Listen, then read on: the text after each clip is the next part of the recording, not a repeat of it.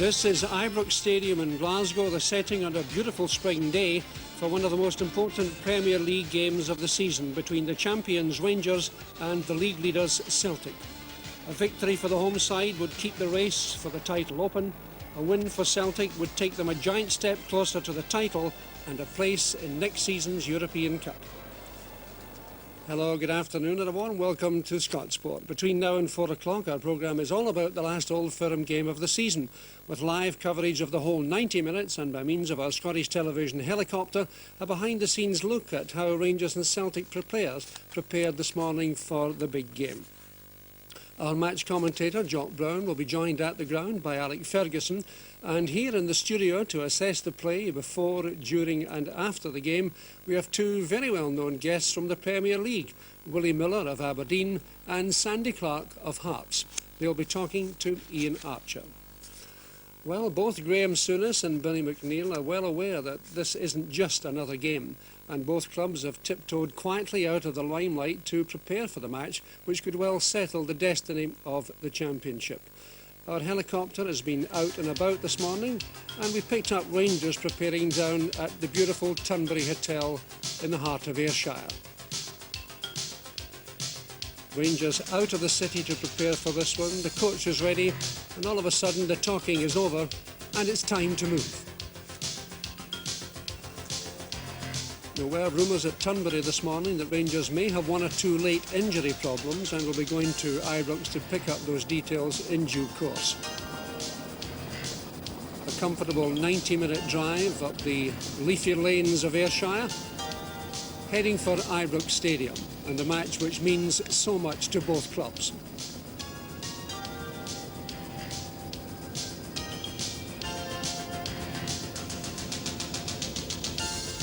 Meanwhile, up ahead on the banks of the River Clyde at the Crest Hotel, Celtic have rounded off their preparations, their talk-in. Now it's time for them to get moving to head the few short miles down the road to Ibrox Stadium.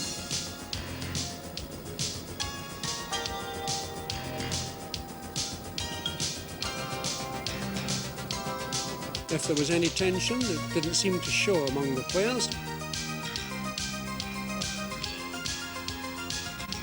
And an opportunity here for our reporter Ian Archer to have a quick pre-match word with the Celtic manager, Billy McNeill. Billy, a lot of people say if you win this afternoon, you'll go on to take the title. Do you see it that way? Well, it would be a very significant step, obviously. I mean, Rangers are our nearest challengers. We're aware of the value if I win today. Obviously, we've prepared thoroughly.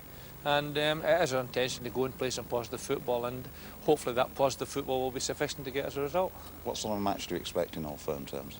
Well, I mean, you're never entirely sure what kind of match you get with Old Firm, but we believe we're a footballing side. We believe our best results have come as a result of some good football, and we'd like to think we'll go to Ibrox today and play good football and obviously get a result there because of that. Well, off goes Celtic now to head down the road to Ibrox for one of the most important matches of the season for them.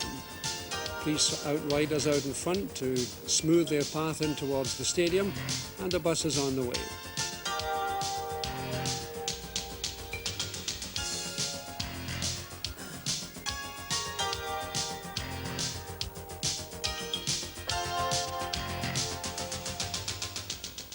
You'll notice the first winner on any Old Firm day, that's the bus company.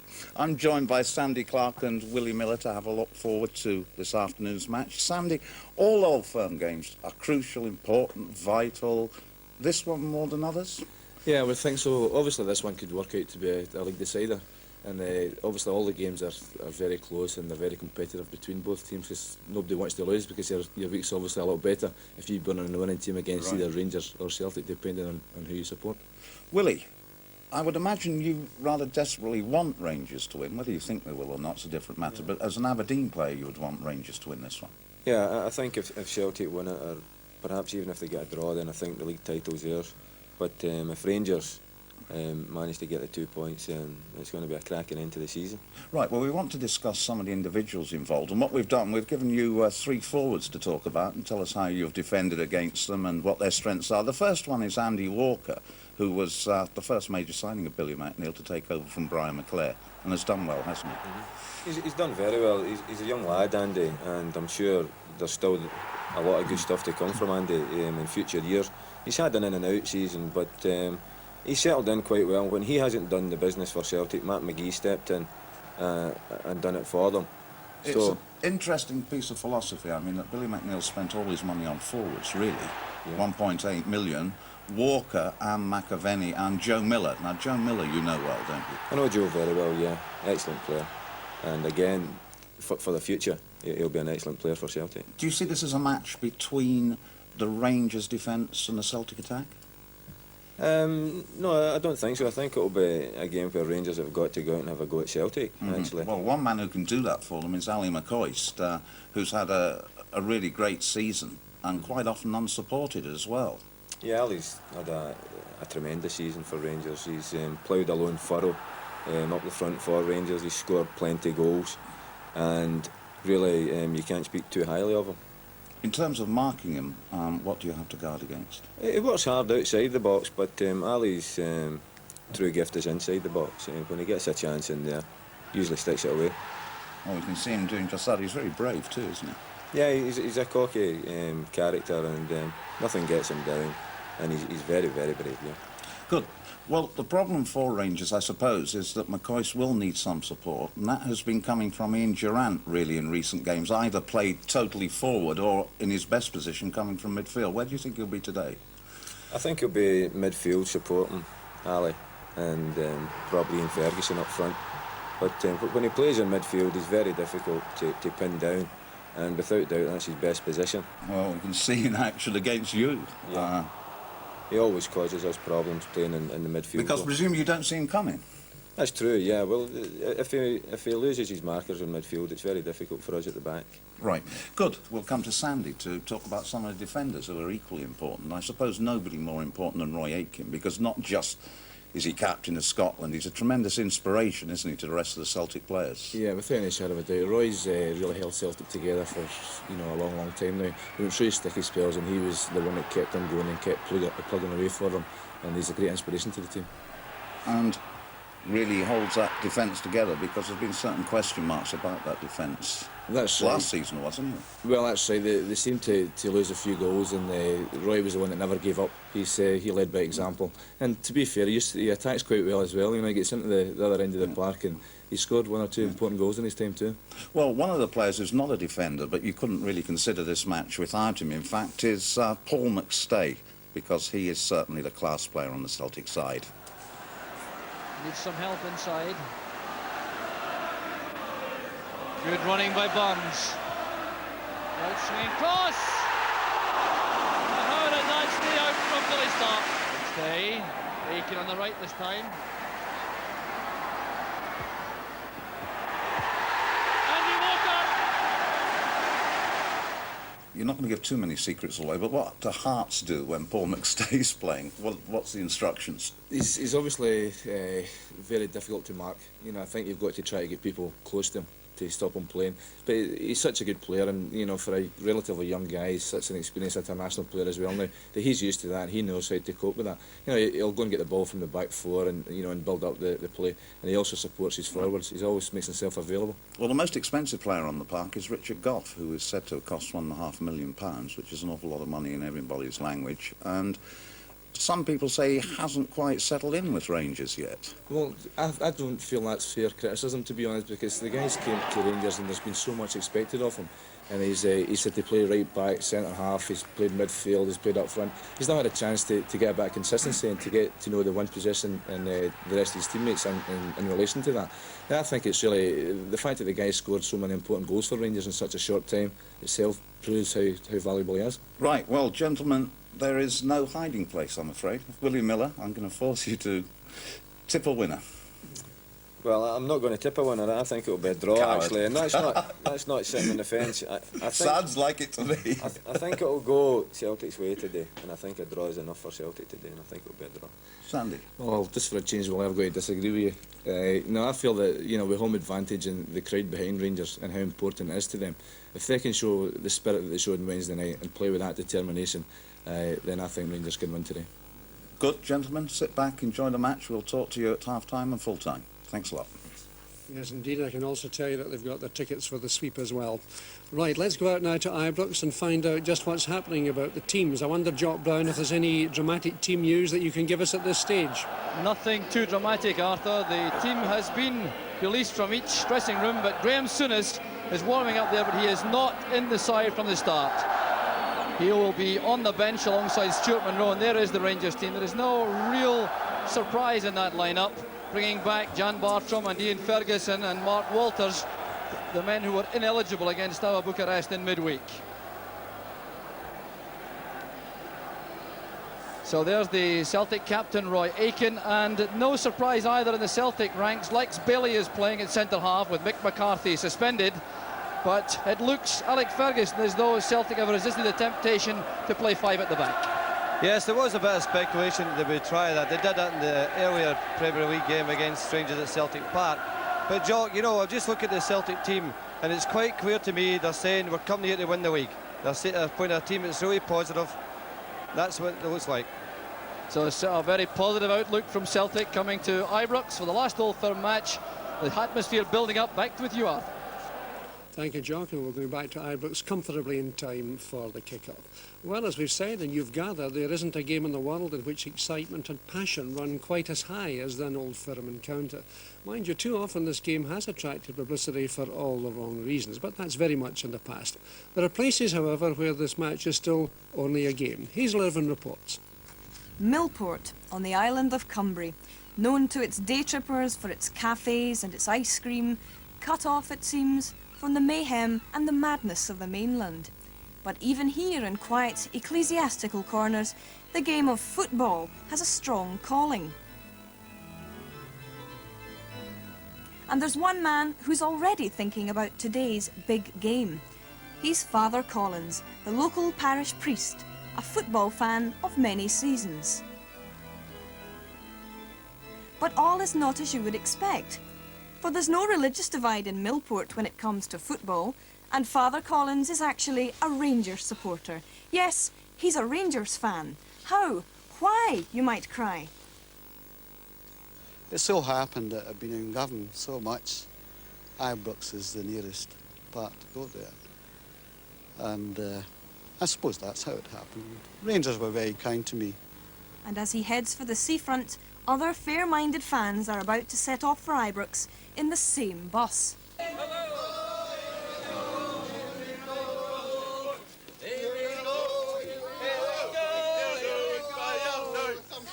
is a Rangers supporter holding a Celtic flag. You're all travelling in the same bus. There's never any aggro, is there? No, not yet. Only the way back. Is there ever any aggro on the way back, fellas? No, not really. No. And how long has this been going on in Millport? Well, a few years now. What do you think of Father Collins, who's obviously the priest here, but he's a Rangers supporter? How do the Celtic supporters feel about him? To have him excommunicated. I think the best thing we do actually here is a very, very fine thing. They actually have St Patrick's Night in the lodge. And that'll answer the question completely. And everyone's happy about that, yeah? Oh, yes. So, lads, who's going to win the match today, Celtic or Rangers? So there they go. But because the big game is being played on a Sunday, Father Collins isn't going to Ibrox. It's business as usual for him. But he still goes when he can, and he does have fond memories of his days on the Rangers terracing.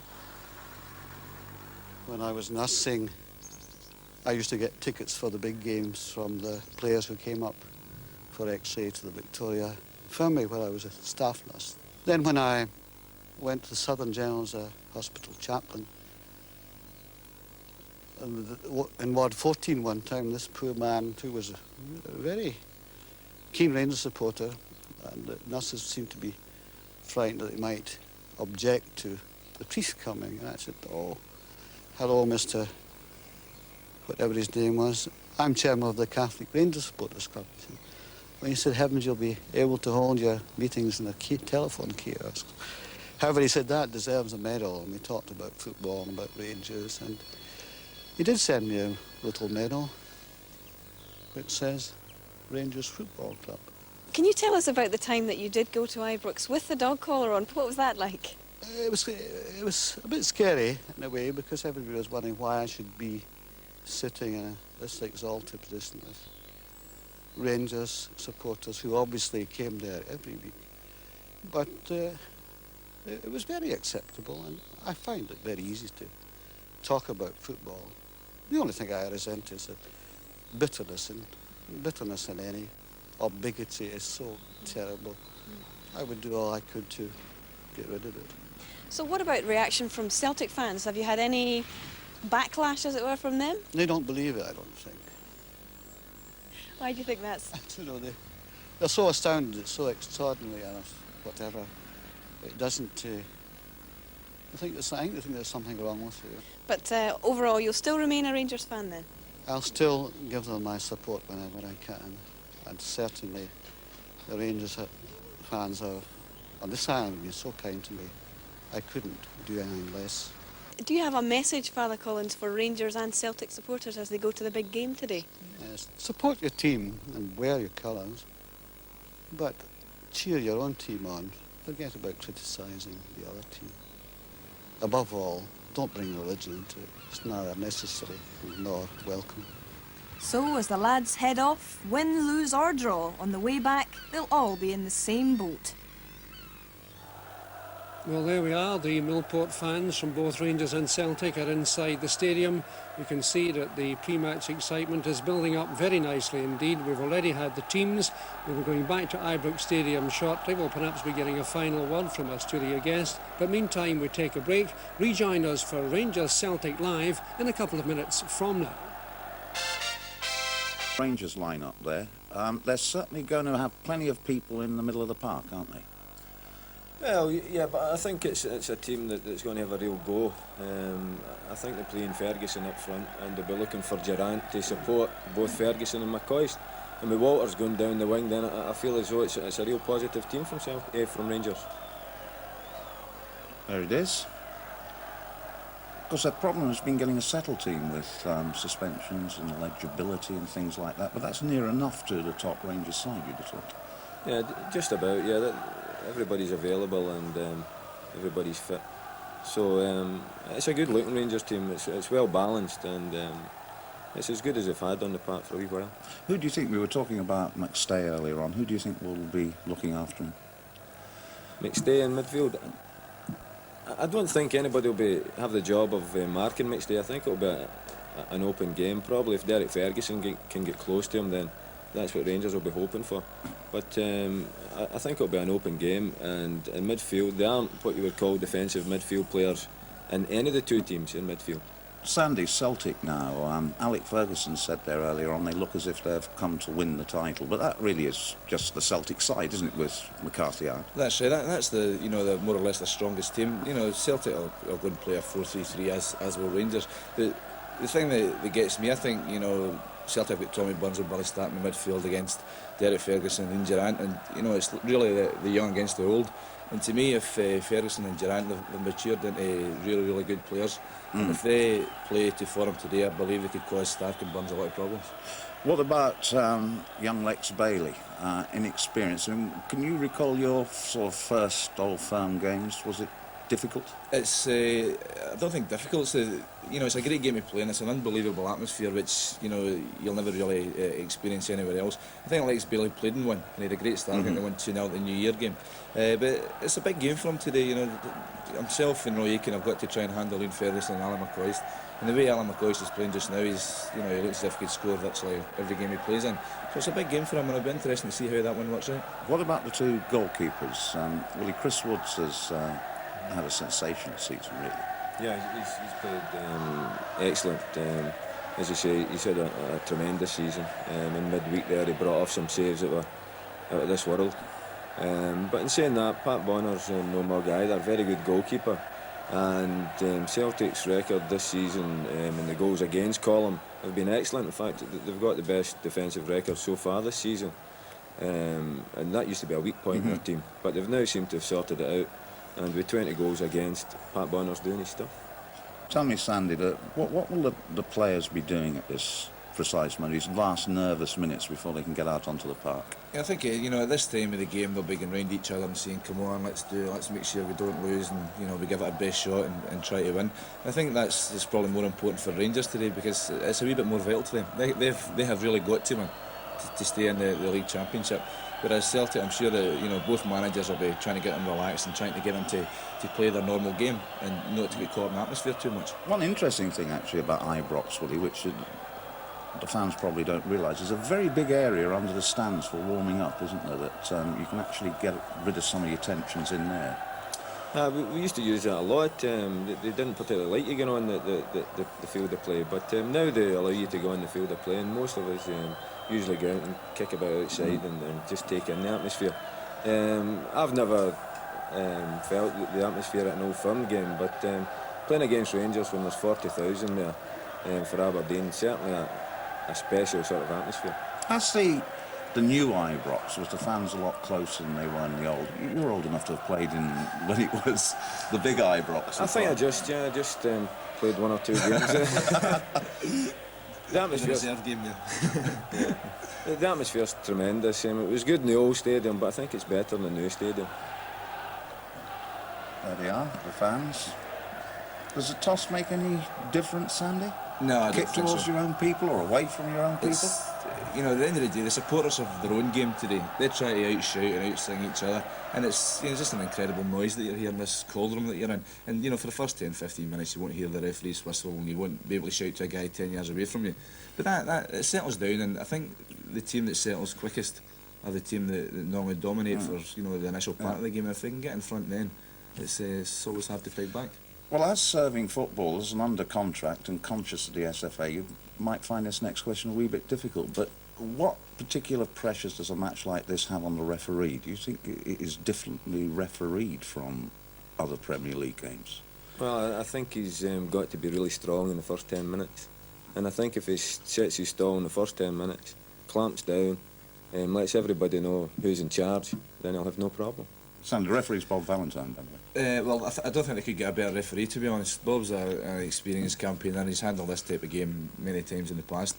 And as well I said, he's got to get his authority stamped in the game early on. And the players, they get caught in the atmosphere as well. And, a wee word here and there keeps them right. It takes an experienced referee to handle the game properly. And if you've got somebody who does that, then there's never really a lot of aggro in the game at all. No any more than any other game. Right. So we can count the seconds away, because by my watch I think there's less than 5 minutes to go before kick-off. The team should be coming out, Arthur. Yes, indeed. Any moment now the teams will be appearing, and we will be hearing from Sandy Clark and Willie Miller at half-time as we take a look back on the first half highlights. Right now, though, time to get the final words from Jock Brown and Alex Ferguson at Ibrox Stadium. Thank you, Arthur. Well, the stadium is now virtually filled to capacity. The crowd's coming in rather late for the match, but they're all here now, and you can hear tremendous noise coming from all around. The Celtic fans congregated at the Broomloan Road stand, a sea of green and white over there. The rest of the stadium principally decked in red, white and blue. So the Rangers team already been announced. They're just coming out now, as you can hear. There's the lineup. Bringing in Bartram, bringing in Ian Ferguson and Mark Walters from the European side. And both sides coming out together. An innovation to indicate a degree of peace within the stadium as both sides come out to salute the fans and break to their respective ends. So the Rangers team going to the Copland Road end to their own supporters. And there's the Rangers lineup, the confirmation of the setup, and the back four looks to be Roberts and Goff in the middle, with Nisbet and Bartram on the left, and the front two, McCoist and Ian Ferguson. Ian Ferguson, the Rangers striker, making his first appearance at Old Firm game. A big occasion for him, Alex. Yes, it's a big day for him, and he'll be wanting to do something very good there in the match to settle himself down. Just looking at him, it's a perfect example actually to a lot of young players, because you maybe not know, Joe, but I released the boy at Aberdeen. I thought he was a bit small and wasn't going to grow. Just look at him now. But I'm very proud for him. So Ian Ferguson saluting the Celtic, the Rangers fans. There's the Celtic side now. And that's a team, I think, Alec, which you think is designed to indicate they're out to win the match. They're not playing 5 at the back, it would appear. Yes, well, I heard Willie talking about this is the only team they can play. But they could have played Anton Rogan and settled for a 5 at the back. But no, they're coming to Ibrox Park with a clear indication to me that they're out to try and win the league today. So young Lex Bailey has played 7 first-team matches from the start. He's been substitute 3 times. He was a hero in the Old Firm match at the New Year. But this is a very important game indeed for the young centre-half. And a very important man, of course, this afternoon, Mr. Bob Valentine from Dundee, regarded throughout the country as one of our best referees, and indeed he has a very high reputation all over the world. Yeah, I think it's an important day for Bob, but he's the best man for the job, quite simple that. For a long time it was Bob Valentine, Brian McGinley. I think Bob Valentine was the best referee in your country, and he therefore should have the most important game. So Kenneth Stewart was the mascot, departing there, getting the coin from Bob Valentine. A big day for the young boy from Clarkston. So the tossing of the coin has been completed. It'll be Celtic to kick off. Mark Walters, a man on whom Rangers are depending a great deal this afternoon. Listen to the build-up of noise, a crescendo now as the sides line up at the start of the match. It'll be Celtic to kick off, and they're playing towards the Copeland Road end to the right. McAvenny and Walker the front 2. Jock, I just noticed right at the start that Joe Miller is lining up on the left-hand side for Celtic, which then will keep Tommy Burns infield with Paul McStay, and Billy Stark will give him the width on the right-hand side. So the tactical battle on the early stages will be crucial. The match is underway. There's Tommy Burns. Derek White slotting back to a left-back position. And the first foul of the game has been given Celtic's way by the referee. And the first touch for Bailey, and this is Morris. Bailey being given a lot of time to send the ball upfield. Joe Miller coming from the left flank. Goff's header. And here's Derek Ferguson. There's Ali McCoy's judging the bounce well. Ferguson picks it up, and here's Bartram in his first Old Firm match. The header from Aiken. Graham Roberts at the back for Rangers. Aiken is marking McCoist for the moment. Wilkins playing it forward. The flag is up on the far side. That race between Walters and Morris meaning nothing. The whistle had already gone, but the noise is such within the stadium the players didn't appear to hear that. So the free kick has been given to Celtic. Dwight Aiken will take it. So the principal objective, Alec, I think early on will be to get both sides settled down. Yes, I think obviously an important game with this. Both sides will want to make sure they don't do anything silly in the early part of the match, and also to try and get their foot in the ball and get their confidence of playing. Well, Celtic using Joe Miller on the left flank in the early stages directly against Scott Nisbet. A little flash of temper there from Nisbet when he was caught by Joe Miller. Referee Bob Valentine just ran towards the Rangers fullback and had a quiet word in the ear in the passing. Comes off Bailey's head, collected by Morris. So Celtic with the edge in Old Firm matches this season, with 2 wins and a draw here at Ibrox back on the 17th of October. Nodded down by Goff. Wilkins helps it to Bartram. Lots of movement up front from Rangers. Derek Ferguson has gone forward. Comes off the referee, picked up by Stark and then McStay. Aiken switching it to the left. There's Tommy Burns playing in a deep roll on the left side of the Celtic midfield. The Burns fighting hard with Ian Ferguson. The play continues with Morris in possession. And there's Roberts. Bartram now to Durant. Durant going on one of those runs forward which so frequently cause trouble for defences. Good tackle by Stark. McStay makes room for himself brilliantly. And Walker is caught offside. Graham Roberts in a hurry to get the free kick taken. Rangers certainly are the side who have to chase the match. They need a victory to retain any realistic hopes of the championship. So there's Aiken's header, helped on by McStay. Ferguson now to Bartram. Aiken going in on McCroist again. Walker touching it on, but Goff is the covering player for Frank McAvenny. And there are signs that McCroist is being joined more by Durant than Ferguson up front. Yeah, well, I said to you, Jock, I couldn't understand all the speculation about Ian Ferguson playing up front.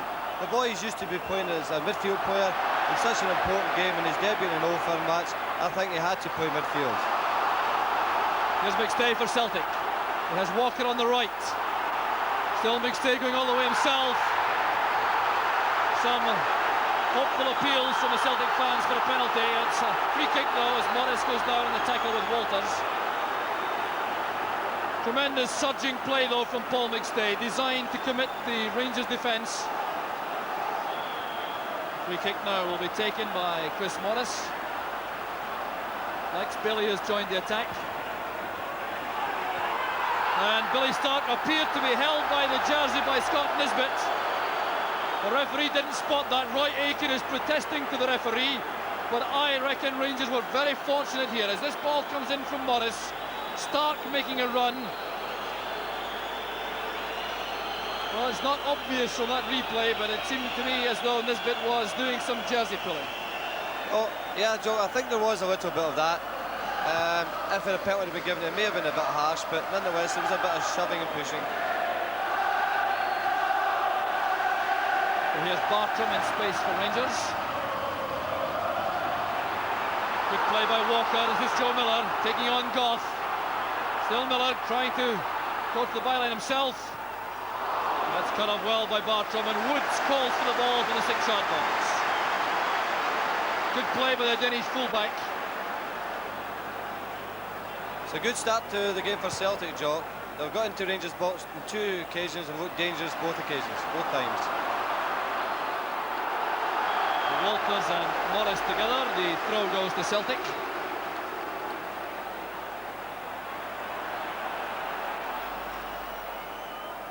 Well, Chris Morris calming things down after that impressive opening by Celtic. Here's Durant. Now Ferguson looking for McCoist. Ferguson wins it. Here's Ian Ferguson again, settling well for Rangers with Nisbet free on the right. Very White controlling the pass beautifully to Tommy Burns. Good running by McStay. He's away from Richard Goff. That's towards Walker, wrestling there with Bartram. The free kick's been given to Celtic. Howls of anguish from the Rangers fans and from the Rangers players. Jan Bartram going to complain. So too did Graham Roberts. Well, I'm not sure whether that's English or Danish. Whatever it is, I think the referee understood all right. So Woods organising the wall. 5 men there for Rangers, leaving only Durant up front. So 25 yards out. McStay controlling it with Burns and Aiken waiting. Well, certainly appears to come from the training ground. Now played in by Aiken without too much conviction. Didn't catch that the way he wanted. That's rather a wasted opportunity for Celtic.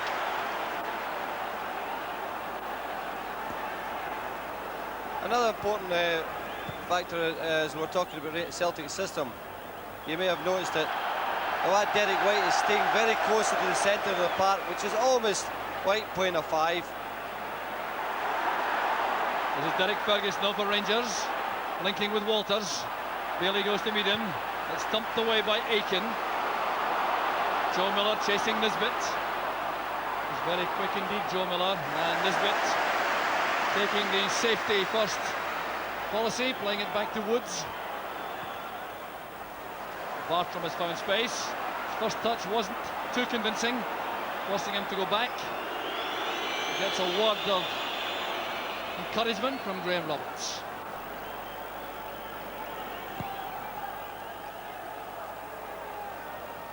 Good leap by Bailey. Here's Burns.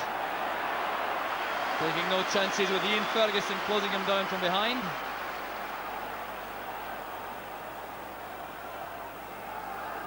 So it looks as though Celtic have formed a view that Rangers seldom use an out-and-out attacker on the right flank. That's why Tommy Burns is playing there, deep in midfield on the left. There's Walters with a header. Durant stumbled. McStay wins it for Celtic. Here's Burns. Now White. Well, he appeared to be caught in two minds as he came forward. In the end, gave the throw to Rangers.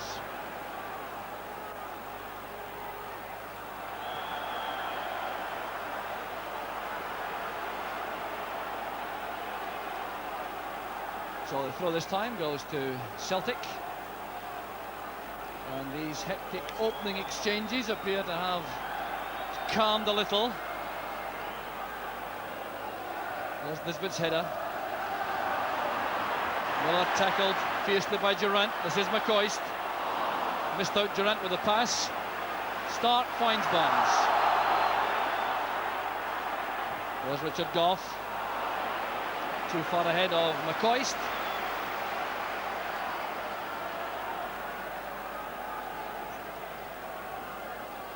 Well, Jock, it's got the start that you would expect of a game so important, that all players are committing themselves. It's a bit frenzied at the moment, but I think the game will settle down in another 10 minutes. McCoy is trying to make headway on the Rangers' right, supported by Nisbet. Well, that was intended for Ian Ferguson, who started a run from midfield, but checked out just as the pass was delivered. So Ian Ferguson is operating on the right side of the Rangers' midfield, with Durant, the twin striker, with Ali McCoist.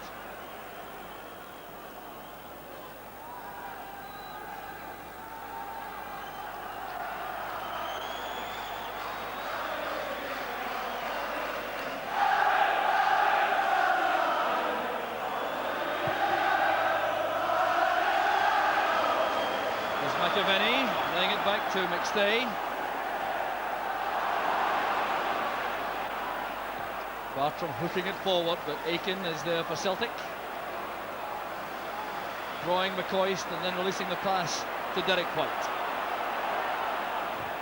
Good play by Ferguson. The chances on now for Rangers. Derek Ferguson free on the right. Durant and McCoist waiting in the middle. There's Walters.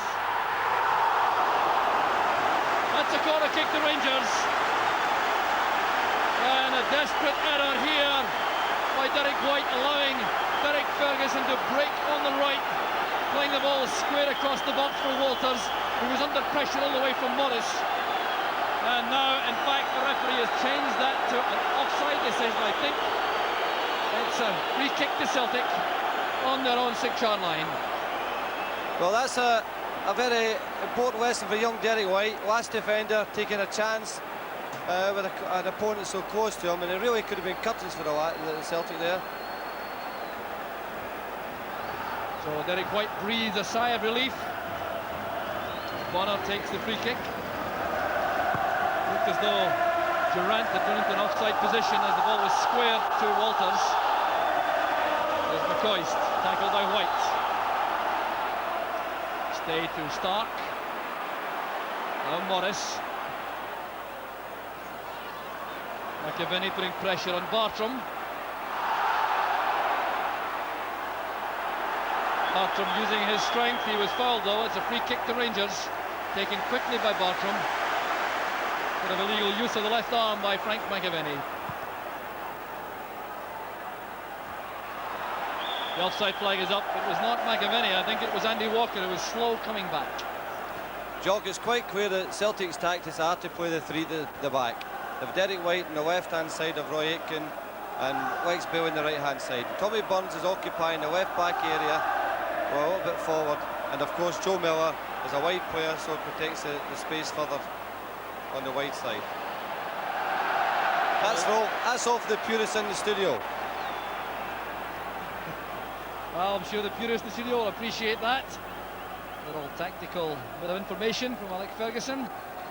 Well, Scott Nisbet up on that run with no prospect of reaching Ray Wilkins' pass. Andy Walker anxious to get the ball on the deck, I think, and become involved in some slick Celtic build-ups.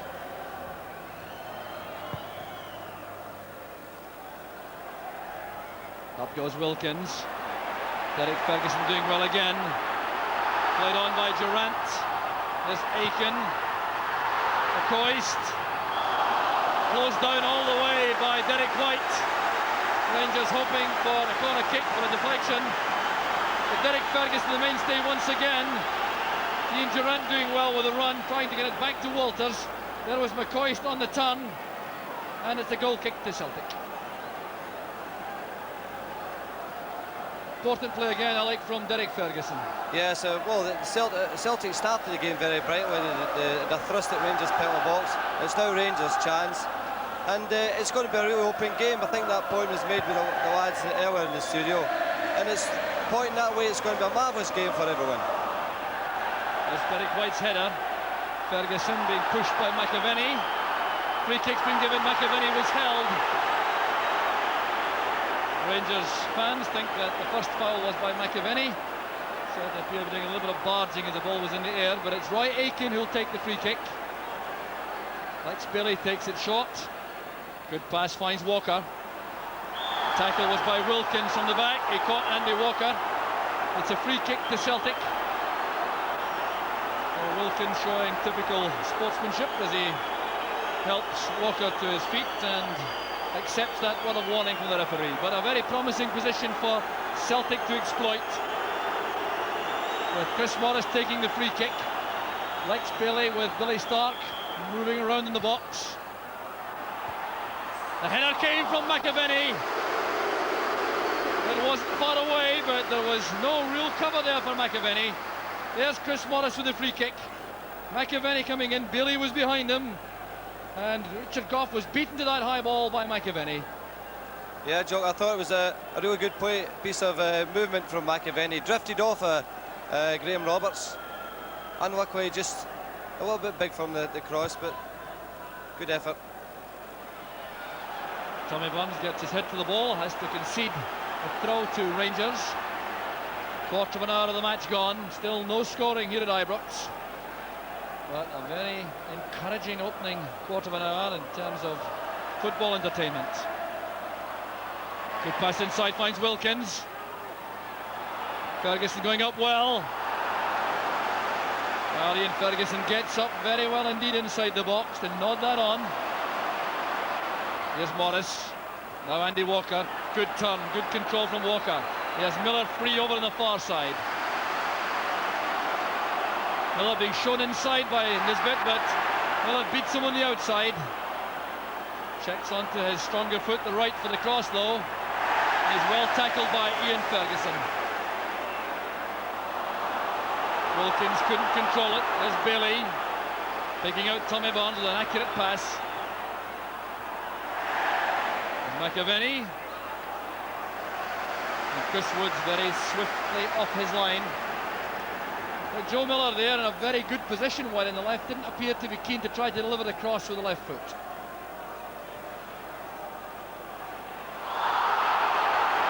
So down goes Joe Miller. The offender was Scott Nisbet. So the young Rangers fullback certainly letting Joe Miller know he's around. Nisbet just turned 20 years old. Joe, the game's gone about 20 minutes now. You know, there's not a negative bit of play out from either side. I think it's a great demonstration of what's good in the game. And that is a free kick to Rangers. An offside flag was up. Although I would exclude that bit. Always happens that way. Make the point and you prove wrong immediately. But the free kick will eventually be taken by Richard Gough. That certainly doesn't appear to be very far away from where he wanted to take it the first time. Up goes Bailey with that commanding header. Roberts. Bailey got the interception, but he didn't play it into touch. Here's Walters. The layoff from McCoist to Ferguson. And look how quickly he was closed down by Derek White. Rangers looking for a corner kick. They're sure that White deflected the ball. Derek Ferguson in particular. So Rangers feeling thoroughly aggrieved by that decision from referee Valentine. There's no question that Derek White got to his man very quickly indeed after that good little build-up. Walters coming inside, playing it into the box. McCoist with the instant layoff. Ferguson then going for the shot as the ball was on the bounce, with White going in. Certainly looked as though that caught Derek White. Good play by Bartram. McStay doing well getting back and resisting a temptation to use Pat Bonner, with McCoist cutting off the road to the keeper. Good defensive play by McStay, and Bartram prevented from using his tremendous pace on the left.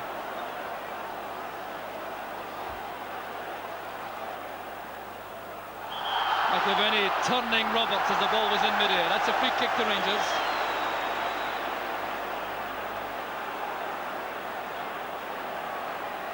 Roberts leaves it to the left foot of Jan Bartram. Goff has gone up with the attack. Bailey won it well from Durant, but this is Wilkins. Walters towards Bartram. Fine tackle by Stark. A misunderstanding though with Paul McStay, allowing possession to Mark Walters. Aiken trying to ensure he doesn't reach the byline, and indeed good play by Roy Aiken. It's a throw-in to Celtic. But Aiken drawing on his experience as he faced the flying Rangers winger. It was a good play by Big Roy, but it's also a lovely bit of footwork from the boy Walters. He's got all these little tricks, what they call all-out pops, whatever, but really good play. There's McAvenny trying to force his way up the flank. Walker losing out to Derek Ferguson, and Goff will turn it back to Woods.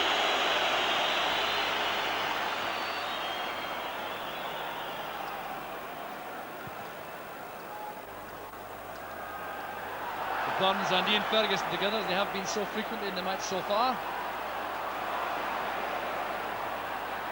Good play from Derek Ferguson, and from Joe Miller on the recovery. Here's Nisbet. There are three members of the Scottish under-21 squad involved there: Miller, Nisbet and Derek Ferguson. And the result is a throw to Celtic.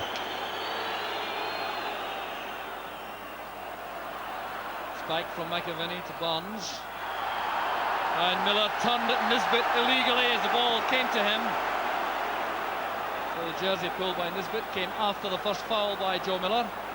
Free kick to Rangers. White going to meet the ball as McCoist waited. McCoist pulls it back. There's Walters, tackled well by Aiken. This is Paul McStay taking the ball to safety for Celtic. Another fine piece of defending though by the Celtic captain. There's Billy Stark with a header. Now Nisbet. Fight going up with Walters.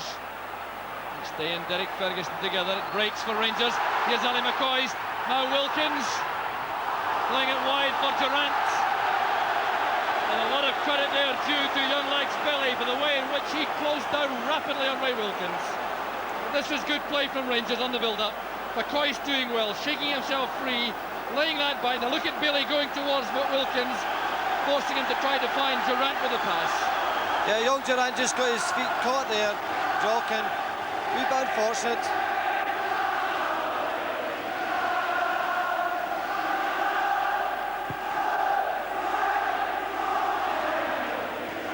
Good lead by Goff. Billy returns it. Goff doing well in the air against McAvenny. Here's Roberts, he has to be careful, and showing a fine understanding with his goalkeeper Chris Woods. Walker wins it from Bartram. Careless won that from Walker. Bartram retrieves it for Rangers.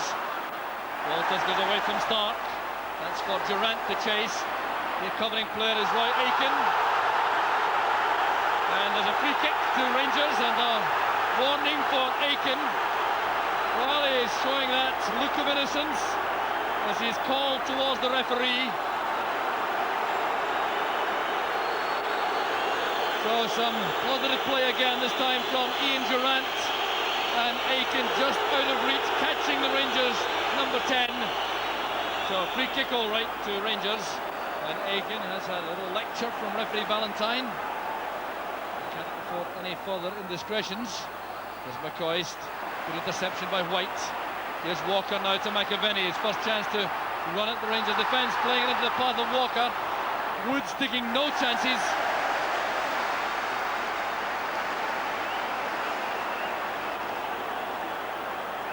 A marvellous ebb and flow to the game, Jock, isn't it?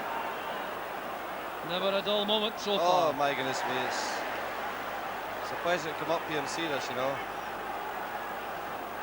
So here's Chris Morris now with the throw for Celtic. McAvenny's ahead on the right. Morris gets movement from McStay. Durant getting back for Rangers. Roberts plays it forward. The only man up there was McCoist for Rangers. McAvenny is onside if he can retrieve that. Well, he was certainly willing enough, managing a smile as he retrieves it for Chris Woods. Aye, all his pals are over on that end, aren't they?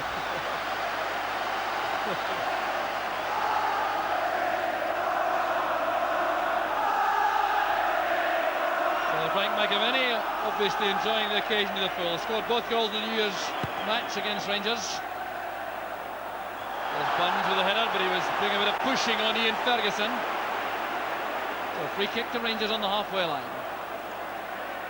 Richard Gough has sprinted forward to join the Ranger attack. He's the target for Roberts.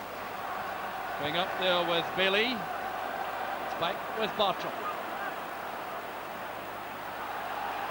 McAvenny wins it for Celtic, but he's hustled out of it by Durant. Derek Ferguson doing well under intense pressure from McStay. He was fouled by McStay. But Derek Ferguson again causing problems. The free kick will require to be taken again, but Derek Ferguson's quickness of feet is remarkable, Alec.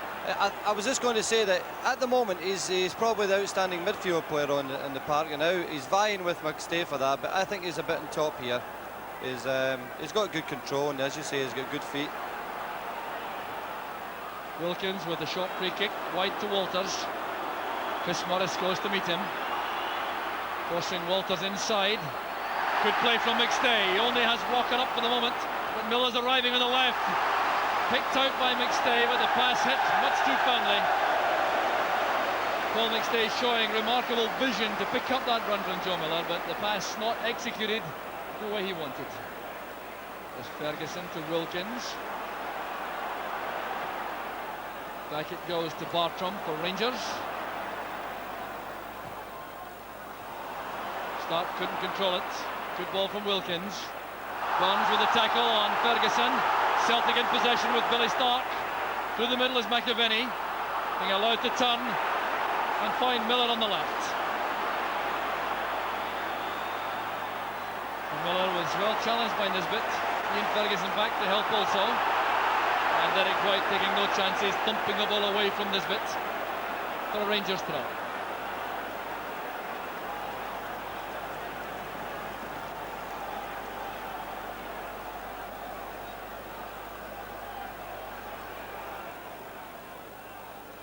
There's McCoist into the path of Durant, but Bailey read that well for Celtic. It's now with Walker. Handball against Andy Walker. Appeared to bounce awkwardly to him. He used the upper part of his right arm. No complaint from the Celtic striker. And Rangers have the free kick.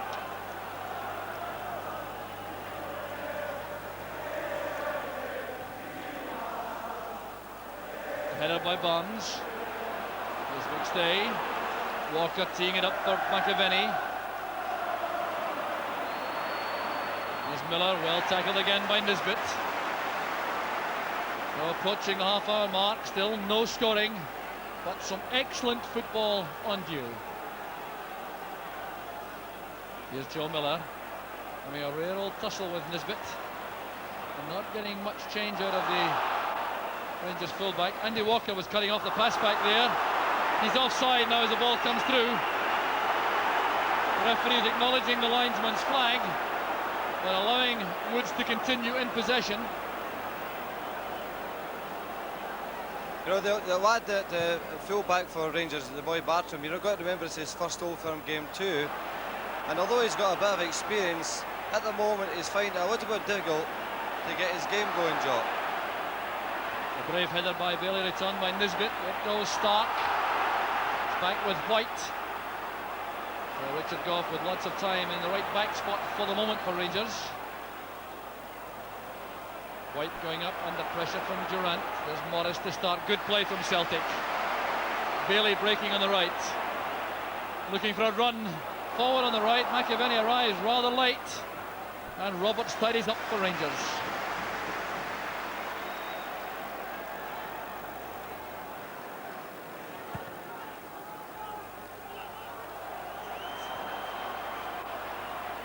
So here's Jan Ferguson.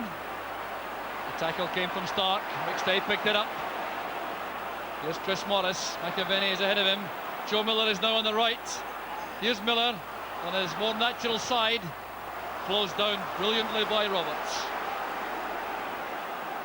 So the throw taken by Miller. Here's Chris Morris, a good position for Celtic. Turned away by Roberts, but that was a fine opening there created by Chris Morris. And the cross, I'm sure, not up to the standard he wanted. There's Mark McGee warming up on the track for Celtic. And I think more the bearer of tactical information to his teammates.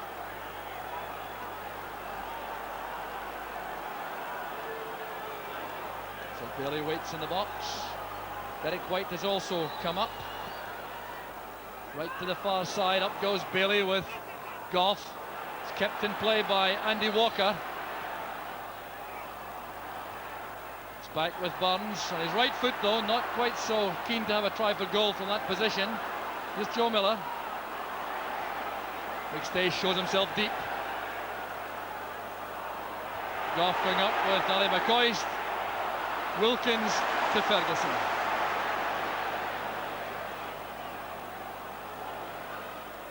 Here's Gough. Walters leaves that, and Joe Miller has a chance to run at Bartram. That's a good effort from Miller. It appeared too suave in flight. It was well taken by Chris Woods. But almost a giveaway though from the Rangers defence. Joe Miller exploiting that coming forward. And it's well saved in the end by Woods.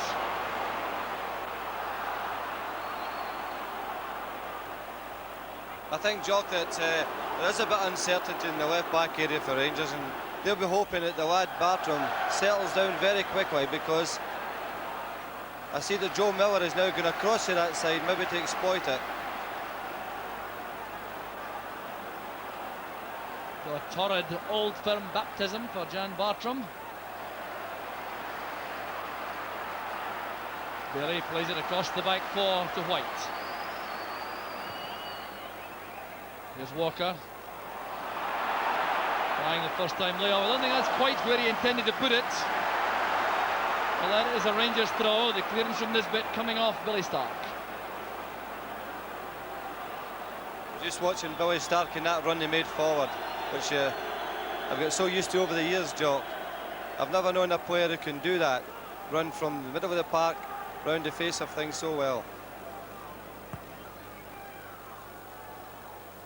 That's beyond Burns. Well controlled by Durant on the run. Good piece of defending though by White.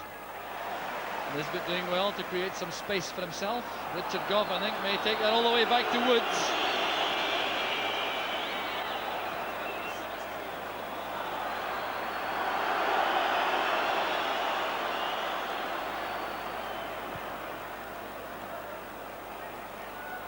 Burns doing well with Jan Ferguson. There's Nisbet.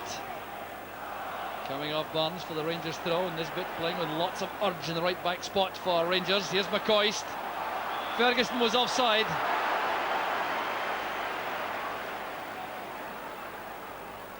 So a free kick to Celtic at the corner of their own box. It's back already with Pat Bonner. Here's Aiken. Protecting his two young centre-backs, Lex Bailey, 21 years old. Derek White, 19.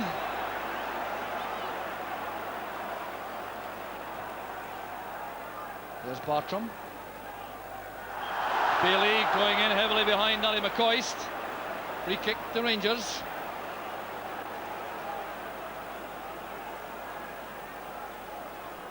So there's the Rangers dugout. Graham Souness substitute this afternoon. Walter Smith also with some instructions. Played in by Wilkins. Gough going up with Bailey, who wins it for Celtic.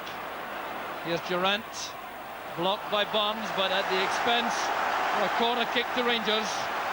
So there's the Celtic bench. Billy McNeil in the corner, allowing that short corner be taken in Celtic defence. Here's Ian Ferguson. And Celtic were undoubtedly caught napping at the corner kick. What a chance for Ferguson. The corner kick was taken short with no covering Celtic players. This cross coming in. Roy Aitken couldn't reach it as he backpedaled furiously. It's well controlled here by Ian Ferguson, but the shot is off target. I thought the boys should have done better. They had a clear chance to strike the goal at least there, Jock. And it just maybe shows the nervousness in his first game in an Old Firm match. So Celtic now trying to hit back. Careless one from McAvinnie, allowing Bartram to intercept. Here's Wilkins. Good control under pressure from McStay. Good running again by Ferguson, breaking off to the right. The early ball inside, and there's Roy Aitken taking the ball away. Choosing not to use Bonner. Here's Durant now going into the box. The clearance by White, and some uncertain defending once again by Celtic. And Roy Aitken, the captain, appeared to be caught in two minds about whether to use his goalkeeper or clear it himself. So anxious moments these for Billy McNeil in the Celtic dugout. There's Durant. Obstructed by White. That's a free kick to Rangers. The Rangers now enjoying a good spell of pressure. Yeah, well, it all stemmed really from Big Roy taking a chance in his own penalty box area, and Roy should know better than that. So the free kick will be taken by Ray Wilkins for Rangers.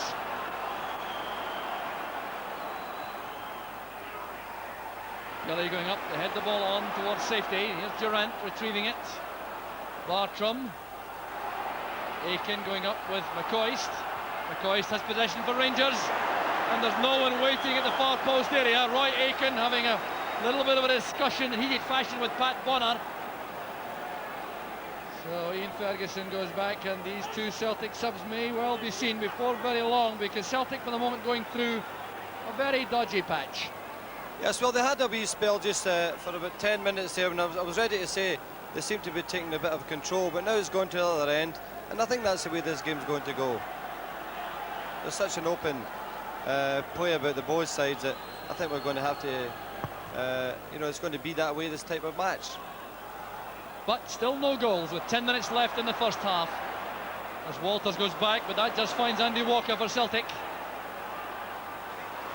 Crowded around by three Rangers players. Durant has gone back to defend. It's just a point, Jock, that Rangers have changed Ian Durant to the right-hand side of midfield in place of Ian Ferguson. And it's maybe just a thing that the lads find a wee bit difficult in a very, very important match for this, with the pace so frenetic that they've now decided to play the lad up front. So that's Ian Ferguson with Ali McCoist in attack. Durant back into midfield, and handball there against Ian Ferguson. Linesman on the far side, and the referee of one mind, Jack Box from Galston, is the far side linesman.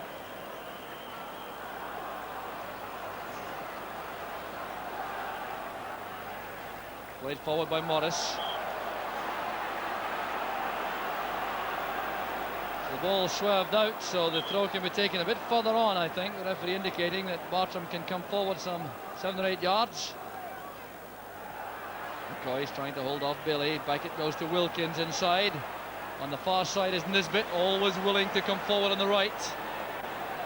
Started his career as a centre forward, so certainly no stranger to these attacking positions, and well tackled by Andy Walker.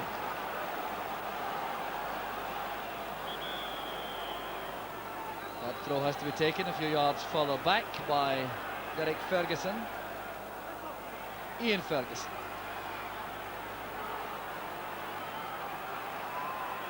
He's away from White, but over-carrying the ball slightly. So Ian Ferguson learning early on all about Old Firm football. I see also now, Jock, that Mark Walters is now operating the right and Ian Durant on the left. There's so many changes with his chess. But nonetheless, at the end of the day, the urgency and the commitment of the players is the most important factor here just now. Good leap by Goff to beat Billy Stark in the air. Burns penalised for tackling high. Ian Ferguson linking with Derek Ferguson on the right. Aiken to the cross, using that tremendous pace. And Derek Ferguson is forced to concede the goal kick to Celtic. The pace of Aiken, Alex, something which is not often commented upon, but obviously a very important aspect of his game. Absolutely, he's marvellous pace, Big Roy. And he's also, he senses things. You know that good defenders sense danger. And Roy's like that. And he sensed the threat there, and he was across quickly to snub it. Goff commanding in the air against McAvenny. Challenged by Bartram. There's Durant nodding it on towards Derek Ferguson. Billy Stark is in quickly with the tackle. Joe Miller couldn't reach it in time, so that's a throw. Well, it's been given to Celtic. That's a surprise. Certainly appeared to be a Rangers throw. Here's Andy Walker laying it inside for Miller. Shrugged aside there by Wilkins. Good play though by Tommy Barnes for Celtic. Here's Paul McStay. It's a great effort from McStay. Brilliantly saved by Chris Woods. Just at a point where we thought that Paul McStay had a quiet spell in the match, he burst to life. Now just look at the power in this shot. As the pass comes forward from Tommy Barnes, McStay with one thought in mind, and that was splendid goalkeeping by Woods. Yes, we've seen Paul do that once or twice, haven't we? Remember the goal he scored against Iceland at Hampden Park, similar to that. Joe Miller's corner. Here's Billy Stark. That's a fine pass back to Miller, who's onside. Commitment from Durant, but Miller survives that challenge. Here's Ali McCoist in his own box. And that'll be a corner kick again to Celtic. Ali McCoist going back to help in defence, leaving only Mark Walters upfield. I'm sure young Ian Durant got a shout from Chris Woods there, but in this noise, how could you hear? There's Miller's corner kick, up goes Bailey! And no one at this near post. McAvenny was caught underneath the ball. Bailey is in the 6-yard box, just getting up now rather slowly. Took a knock as he fell. So Celtic a little bit light at the back with Bailey limping back upfield. There's Morris turning it back to Pat Bonner. And the man filling the gap in defence was Paul McStay. This is Barnes. McStay now coming to Lincoln midfield. Good play by Barnes. Tackled well though by Nisbet. Goff to Walters. Brought down by Derek White, and I fancy this may be the first booting of the match. Well, Derek White, I think, was caught out badly there by the pace of Mark Walters. Going across, committing himself as Walters was leaving him for dead, and that's a bad foul by the young Celtic defender. Yeah, I think there's a booking justified here. They took him out of play when there's an advantage there, attacking on the Celtic goal. I don't think young Derek could have any complaints over that. The White is booked, and Scott Nisbet is on the ground, the Rangers player, and he appears to need some treatment as Mark Walters has recovered. But Scott Nisbet was one of the players, I think, causing some concern before the match in the Rangers camp. He was taken off against Steaua Bucharest late in the match after playing very well indeed, and that was because he sustained an injury, and it may be that he has had a recurrence of that injury. I think that would be a bad blow for Rangers. Yes, well, looking at the substitutes, they've got the young lad Monroe, who is of course a left-sided player, and they would have a problem operating someone operating in that position. But the boy's on his feet, he looks okay, we'll just see what happens. So defiant noise from the Rangers end and from the Celtic end. The match is underway again. That layoff from Ian Ferguson, too far ahead of Nisbet. So a throw on the far side to Celtic. Just 3 minutes remaining in the first half. Still no scoring in what has been a superb match so far. Yeah, I like how the opposing fans celebrate a mistake, Jock, in this match. What other game would do that, eh? Well, Tommy Barnes with a throw, headed by Goff. Barnes down to McStay. Calm laid back to Pat Bonner.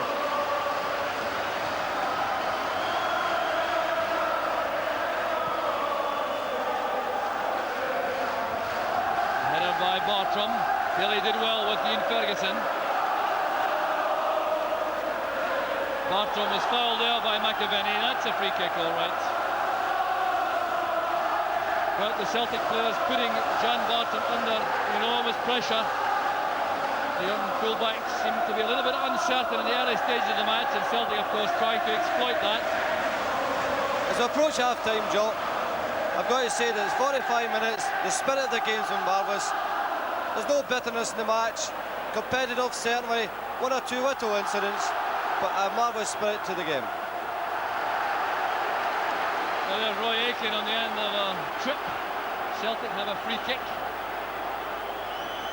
Yes, no nastiness evident. Some tough tackling, but no real problems yet for referee Bob Valentine, who I think it should be said has had a splendid match so far. Excellent. It's a difficult game for him because I think what has impressed me about Bob is he's understood the frustrations that can build up in a match like this. There's been a bit of dissent, but he's got the experience to handle that. And in the main, he's controlled the game absolutely brilliantly. So we're in the final minute now of the first half. Andy Walker penalised for a little bit of jostling with Scott Nisbet. Ian Ferguson made a good run. He's in behind the Celtic defence. Here's Ferguson now with a cross. Too long and deep. Durant tries to retrieve it. The player getting back is Joe Miller. Wilkins trying to get it back for Rangers. Durant to Wilkins, a chance for the cross. Pat Bonner coming to claim the ball comfortably on the 6-yard line. The counter-attack set up immediately through Tommy Barnes. Here's Stark. He did well to turn that inside towards Barnes. This is McAvenny. Andy Walker coming in from the left. Barnes, McStay, and Joe Miller stepped back to try to make sure he remained onside. And that meant he couldn't reach the pass. I thought actually Joe Miller did very well there. It's always very easy to criticise a player in that situation, but he was offside and he tried to get on.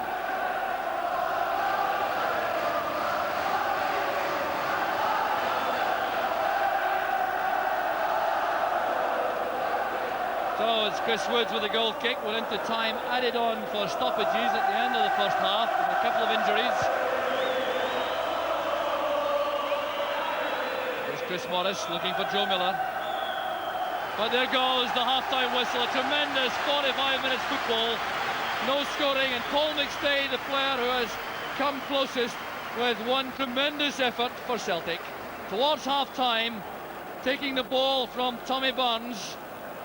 Setting it up there from midfield. There was McStay turning. Now this is the best attacking action of the first half. A tremendous effort, brilliantly saved by Chris Woods. So the half-time score here at Ibrox. Rangers 0, Celtic 0. Join the panel in the studio right after this break. I would have thought Sandy Clark. Very much so, yeah. It's a tremendous commitment by everybody, and the pace is incredible. You know, I don't know if they can manage to keep that up for the next 45 minutes. But it's very, very even. There's not much between the two. Well, you were making the point during the first half that you wanted somebody to stand on the ball and slow it down a wee bit. Yeah, it seems to be going very much of the way Old Firm games do go, with nobody really trying to slow the game down in midfield.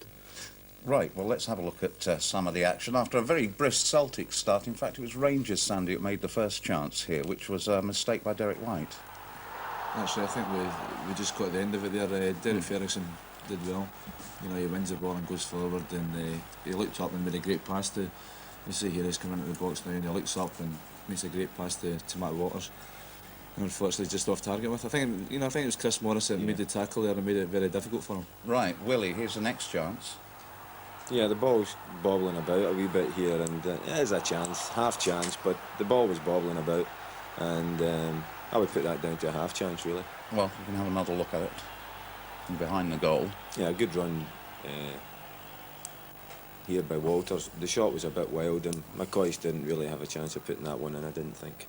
Good, so Celtic's first chance came, as we'll see, I hope, on the replay, from a Chris Morris free kick and a Frank McAvenny header. Actually, I think the Rangers defence are obviously trying to watch people like Bailey and Roy Aitken. You know, and Frank's come in there and timed his run really well, and it's a wee bit unfortunate. It's almost they haven't handled the cross balls too well, Rangers. I've been a wee bit disappointed in that. In all the hurly-burly, Willie, has there anybody been standing out in your mind that might have stamped his authority on the match? McStay's done well Yeah. from time to time, hasn't Yeah, Paul McStay's done very well. Wilkins hasn't really got into it, but young Derek Ferguson's had a great game for Rangers, especially in the first 25 minutes. he? Right, well, we now have Ian Ferguson, Sandy, missing probably the best chance of the first half, because of all the other ones, like you said, most of them are half chances, but this is a clear chance. You know, his first touch is brilliant and he does really well, but I think he's maybe struggling a wee bit with the atmosphere and the pressure that's on him in this game. But, you know, I think Alex Ferguson said at the time, you've got to hit the target, and he snatched at it a little bit and, you know, went by the post. It's a great chance though. OK, Fergie seems to be enjoying himself out there back in Scottish football. Willie, let's have a look at the Paul McStay shot, which brought the first half really to an end.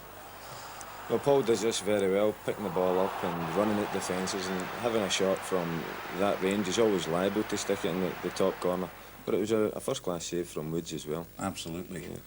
So, as we say, nothing really to choose between both of the teams. No, very tight. I think if it's going to be one, it's going to be one down the wings, especially the right wings. Yeah. Right.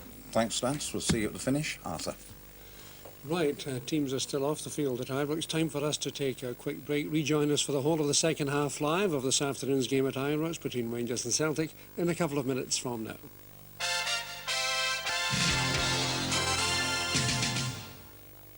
Welcome back to Scott Sport Old Firm Special. Half-time score at Ibrox this afternoon. Rangers 0, Celtic 0. Everything to play for as the teams come out for the start of the second half. And we rejoin our commentary team of Jock Brown and Alex Ferguson. Thank you, Arthur. The Rangers team is already out on the field. They've been out for a moment or two, waiting for the Celtic players to arrive. And Alex Ferguson sitting beside me. Alex, what would you have been saying to these teams at half-time? Well, I think both managers will obviously make some valid points, but sometimes half-time does a lot of the talking itself. And what I'm saying is, it can take away the anxiety that we maybe saw in the first half. It can bring them some composure to them, settle them down. Once they've got a cup of tea, they can be more relaxed in the second half. And I feel, and I've got to go against Willie Miller here, and I would want to put a bet on it. It's bound to be goals here. And I say that because I think with someone like Billy Stark, who's not had a chance yet, will not go through a match without getting a chance. And I just feel that the way the both teams are playing, they're bound to be goals. So a fairly lengthy wait for Rangers, and the referee Bob Valentine reappears. So 0-0 at half-time.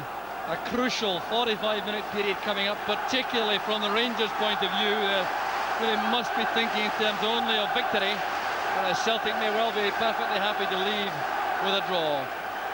So the second half about to get underway once referee Valentine is satisfied with the time check.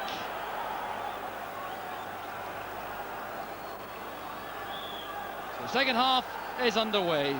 No substitutes brought on at half-time, so both teams finishing the first half and starting the second half with the same players. But Paul McStay's taking a very early knock as Roberts plays it forward. Ian Ferguson starting off in an attacking role in the second half.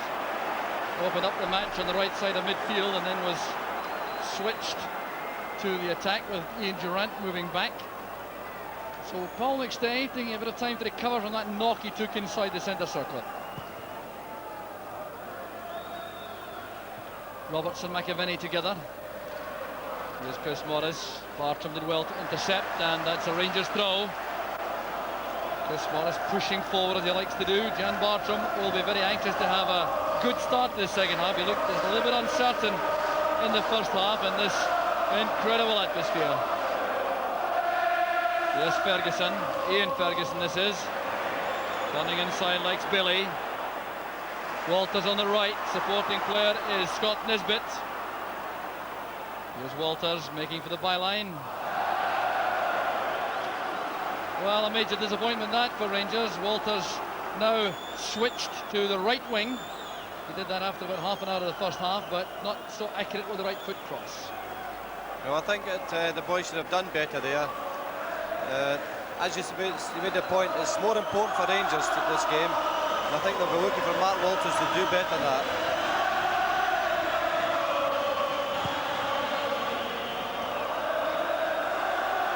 Wilkins doing well in the air. There's Durrant on the left side of the Rangers midfield now.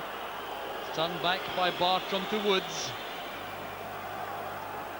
And it looks as though the pace has just dropped a little from the tempo in the first half. There's McStay trying to find Billy Stark. It's picked up though by Durant. Ferguson is onside. Aiken goes across. That's well struck by Ian Ferguson, but Bonner's positioning was good. Well, a bit of anxiety here for Celtic with the amount of space Ian Ferguson had. He hit that very well with the left foot, but Bonner went down quickly. Well, he did exactly what he should have done the first half. Hit the target, and if you do that, you can always score. Corner kick, swung in by Durant. Up goes Bonner. Excellent goalkeeping under pressure. Goff and Ian Ferguson going up with the keeper. Now this really is excellent handling by Pat Bonner. Very difficult indeed under these circumstances to take that cleanly, keep his eye on the ball and retain possession. Foul's been given for the challenge on him. Well, I think, Jock, that Rangers have started with a lot more purpose this half. They realise importance and it may bring its dividend. There's good play from Roberts. Going past Morris. Bailey doing well in the air. There's Stark. Robbed by Ian Ferguson. The supporting player is Derek Ferguson. Walter is on the right. Aiken goes across. This time the left-footed cross, a better one. Headed on by Durant. There's Ian Ferguson. It's turned away by Bailey. And a fine effort from Ray Wilkins. Well, the closest yet to the opening goal. After some purposeful Rangers attacking with this bit of head play inside the box, a fine challenge by Bailey. It came to Wilkins. Bonner clearly thought that was going over at the top of the bar and he had to be quick in the recovery. Well, Paddy Neely made a hash of that one, you know. He should have really played that well over the bar. He'll be glad that hit it. That not going in. Too much of the hand to the ball, perhaps, but Celtic breathe again. There's McCoy's trying to turn Aiken. Back with Ferguson. Headed by Bailey, it's turned away by White. The referee has given a free kick to Celtic. A dangerous play, Durant challenging Bailey. Well, likes Bailey, the big fellow, certainly stretched himself for a diving header clear. Well, it's perhaps a little bit hard on the attacking player. Well, the advantage always goes to the defender, Jock, and I've always said it's unfair at times, but they get the advantage, and that was another instance. So lots of encouragement for the Rangers fans for the start of the second half.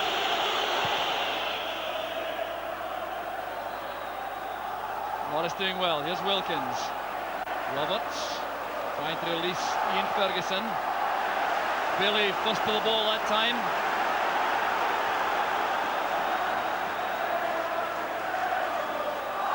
Here's Ferguson again. Tackled by Bailey. Durant nodded in towards McCoist. McCoist trying to turn. Aiken doing well for Celtic. There's Walters. Oh, great control from Mark Walters. Well, I think that was the attempted chip shot. Didn't get enough power into it.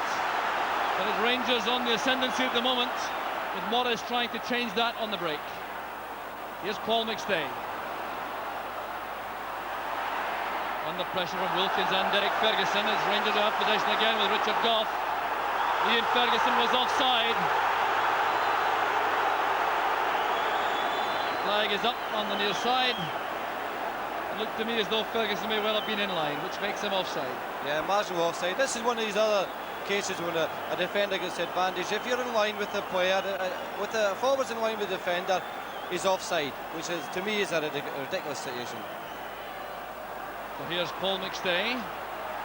Bailey doing well to win it from Durant. Now Morris is away from Wilkins. Going inside Bartram. That's a good tackle by the Danish fullback. And here's Ian Ferguson. It's 2 against 2. Ian Ferguson and McCoist against Aiken and White. And White timed that tackle well on Ferguson. Stark and Barnes trying to calm things down. 2 of the 30-plus men in terms of years of age in the Celtic ranks. And McAvenny turns it out for a throw to Rangers.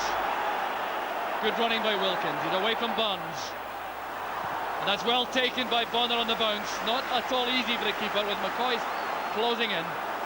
Wilkins did well though with that forward run on the right. I must say that young lad Jan Ferguson has started the second half at a whirlwind. He's made a magnificent contribution, and he has been the main difference. He is now threatening the Celtic defenders all the time. It was handball against McAvenny going for the high ball, so a free kick with Bailey going up in front of Ferguson. Derek White getting there just ahead of Derek Ferguson. Couldn't reach it in time though, so that's a throw to Rangers. And most of the noise you're hearing now from the crowd is coming from the Rangers end. Here's McCoy with Aiken. That came off right Aiken. I think he tried to kid the linesman on a little bit with that claim for the goal kick. There's Walters now with the in-swinger for Rangers. Roberts and Goff are in the box. Bonner gets it away. Here's Derek Ferguson under pressure from Walker. Now it's Billy Stark and Walker with McAvenny. Good break on now for Celtic. They're overloading on the left and the offside flag is up. Stark and Miller were free on the left, and that must have been a very tight decision indeed. Well, I thought he was onside, I must say that, and it must have been really tight. But my eye was taken off with a tussle in the middle of the park job between Graham Roberts and Andy Walker. There's Graham Roberts. The spirit of the game so far really has been excellent for an Old Firm match. Let's hope it stays that way. Referee Valentine was certainly very quick to get to the heart of that bit of action. Here's Paul McStay. And Graham Roberts with the clearance. Here's Wilkins. The back heeler misses out Derek Ferguson. It's picked up by Paul McStay. That's for Chris Morris, and good running by Durant. That was excellent defending by Durant, although he'll be disappointed to have conceded that corner kick. Well, Celtic have got back a bit of their thrust these couple of moments, but here we are. The boys Durant did very well there to get back. But they've got their thrust back, Celtic, and we've got a game on our hands already. So a corner kick taken by Joe Miller, headed away by Roberts to Paul McStay. Superb pass from McStay. A high tackle that from Wilkins on Miller. The ball was certainly in the air, but Wilkins raised his boots, and that usually means a free kick taken quickly. Paul McStay on his left foot. Well, not quite so deadly or accurate with that left foot as he is with the right. But it was quickly taken, this free kick by Celtic. McStay stepping onto his left foot and willing to have a shot at goal, all right, but no problem for Chris Woods. I must say, Joel, that the switch of play ball that Paul McStay played to Joe Miller just 3 minutes earlier was absolutely a gem. That's what we expect of young Paul. Marvellous bit of play. It's off Billy Stark, a long ball for McCoy to chase. Bonner will let that run for the goal kick, I'm sure, yes. McCoy was chasing in and certainly showing no signs of any problem from that knee operation he had just about 3 weeks ago. So a reminder of the scoreline, still no scoring, but that certainly does not mean it's been anything other than a superb match.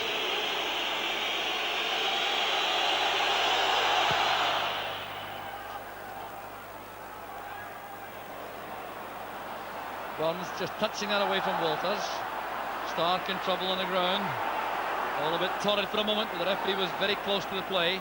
Here's Paul McStay getting away from Wilkins and from Bartram. That's one for Joe Miller to chase, but good play by Roberts, reading it well. And a bit of anxiety there as McAvenny closed in, but it's Bailey lofting it forward again. Joe Miller backing into Bartram. Well, I don't think Joe Miller has any real complaint about that. Hadn't much hope of winning the high ball against the tall figure of Jan Bartram. Trying to even things up a little. There's Roberts with a free kick. I wonder where you, Joe, learned that one, Joe, okay? Dare I say it? Can't mention Pittodrie here, can we? Listen, that was from Miller. That is his other Miller has taught him that one. There's McAvenny with Goff. Handball. indicated by the linesman, and the decision goes Rangers' way. It was McAvenny who was the offender. The referee reacting to the linesman's signal.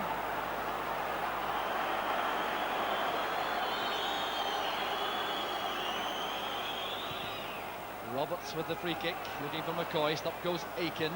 Stark into space, but the only player there is Bartram for Rangers. Now Derek Ferguson to Wilkins. White did well as Walters went in behind him. Here's Richard Gough. Hustled all the way by McAvenny, by Walker. And down goes McAvenny. Scott Nisbet will be in trouble. They appear to catch McAvenny as both players are running back. And there will be a booking for the young fullback, and let's see what this was all about. It was Gough who was put under intense pressure by both McAvenny and Walker.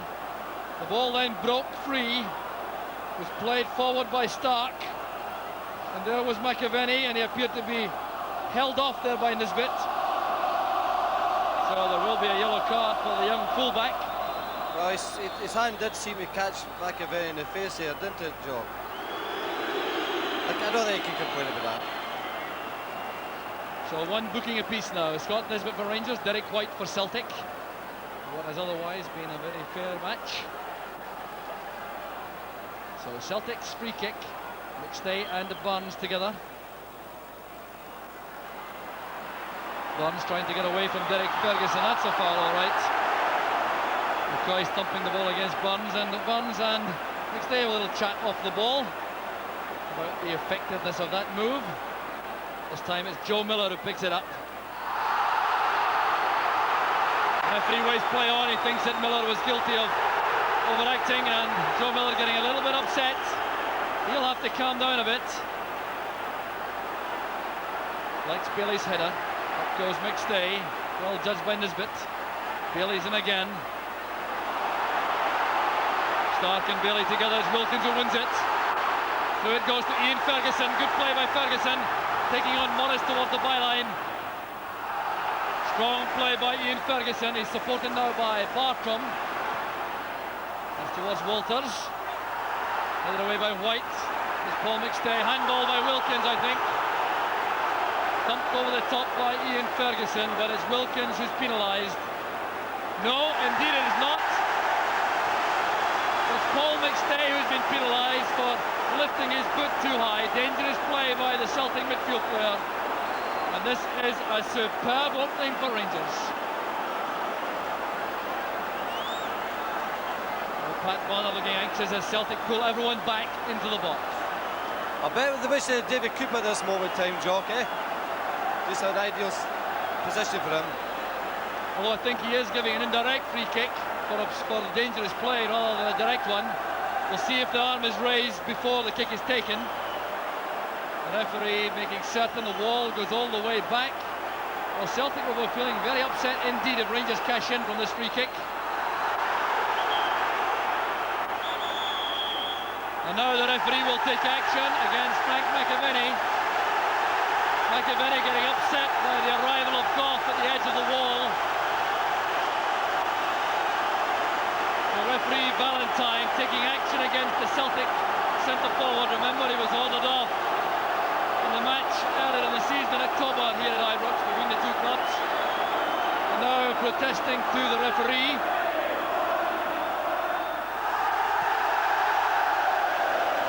So referee Valentine perhaps taking additional time to calm things down. They become just a trifle heated in the last moment or two.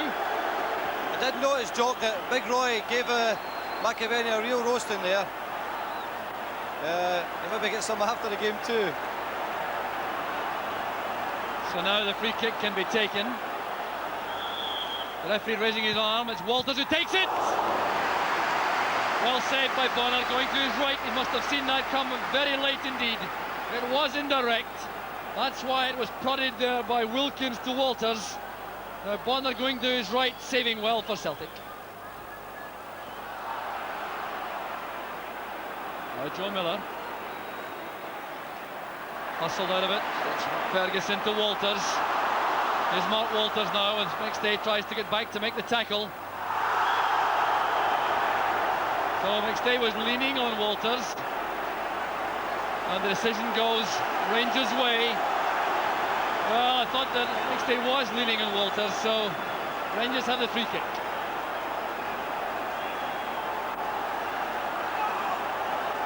So Richard Gough arrives at the edge of the box. Wilkins with the kick.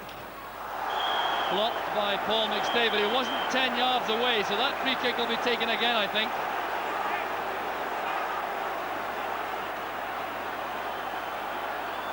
So here's Wilkins once again. Bonner going up for this. Well, that must be inspirational as far as the defenders are concerned. Pat Bonner has made a semblance of a mistake so far in the match. Well, that was toughy for him, really, because Ray Wilkins hung it up there, and it's a goalkeeper's ball, that kind. There's Ferguson's header, straight to Miller, trying to release Tommy Burns. And Nisbet appeared to impede Burns as he tried to play the ball, yes. The ball was not within playing distance when Nisbet kept Burns away, so the free kick's been given. And here's Joe Miller, he's away from Nisbet this time. A good chance for Celtic. Headed away by Gough, only as far as Morris. Morris turning away from Durant. Here's Andy Walker, but he's offside. So frustration for Andy Walker this time. But it's remarkable how quickly the game switches from one end to the other. I see Celtic are making a substitution now, Jock. It'll be interesting to see who they're going to bring on. They're going to bring on Rogan, I believe, and maybe to replace Tommy Burnsey and play a complete five at the back, Jock. Well, that might suggest that they're content to stay with an even scoreline. But let's see if that change is eventually made. Here's Wilkins towards Durant. Bailey goes in with a good pass for Walker to chase. Roberts goes across. Fine tackle by Roberts. Timed it to perfection.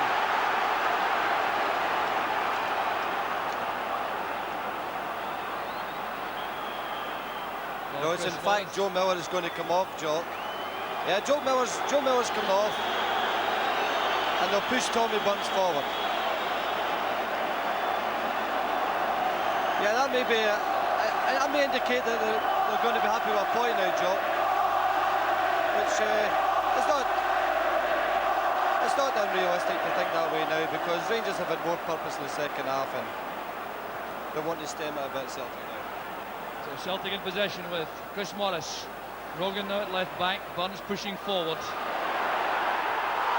There's an error by Nisbet, having to retrieve his own mistake. And McAvenny trying to cause problems there for the Rangers defence. Nisbet getting a rollicking there from Graham Roberts. What an error this was. Quite clearly Chris Wood's ball. Why the misunderstanding arose, I don't know. McAvenny in quickly. Nisbet did well to recover. And then the ball was bouncing awkwardly. Woods did well for Rangers again. Well, let off for young Scott Nisbet.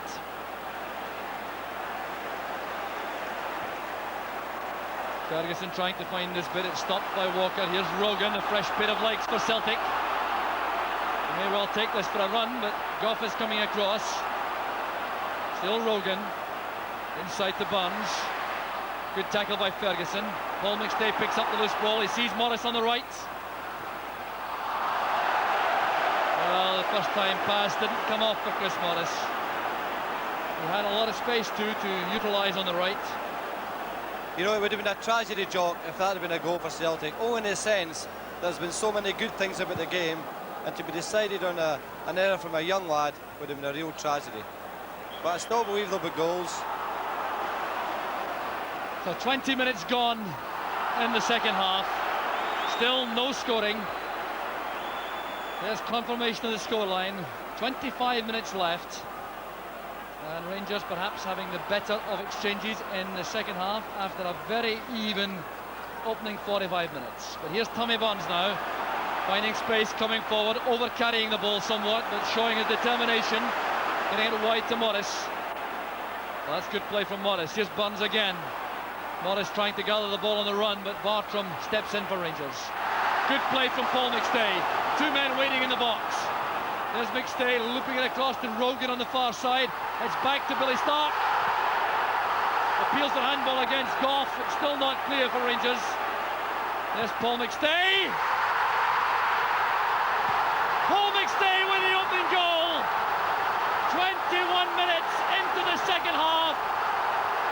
Celtic end goes wild. A superb strike by Paul McStay. It's only his 4th of the season, but it was McStay who won that ball on the right initially, looked over the cross. Anton Rogan nodded it down. There was Billy Stark, some appeal for handball. As the ball was then scrambled out from the head of Graham Roberts, then nodded down again by Morris. There was McStay, and Woods was helpless. Yes, well, what a marvellous hit. Here it comes across to the way to the far post. Hogan goes up with Walters. Not back to Billy Stark. I don't think it was a penalty. Rangers couldn't get it cleared. And what a hit from Paul McStay. My goodness me. Oh, marvellous goal. Well, I'd just like to say that Tommy Burns, in this role he's playing now, has created a lot of problems for Rangers prior to the goal. Well, bedlam now from the Broom Lawn Road stand. There's the scoreline as Paul McStay breaks the deadlock for Celtic. And the Premier League Championship is a step nearer, suddenly, for Celtic. After being under the cosh for substantial parts of the second half, now with that determined burst of attacking play and a deadly strike from McStay, they're in command. Here's Derek White. And I fancy now, Alec, that Billy McNeil will be very pleased he has introduced Anton Rogan to hold this lead. Oh, well, you know, the manager can sometimes be judged in his substitutions, and you've got to say that it's been a marvellous one for Billy.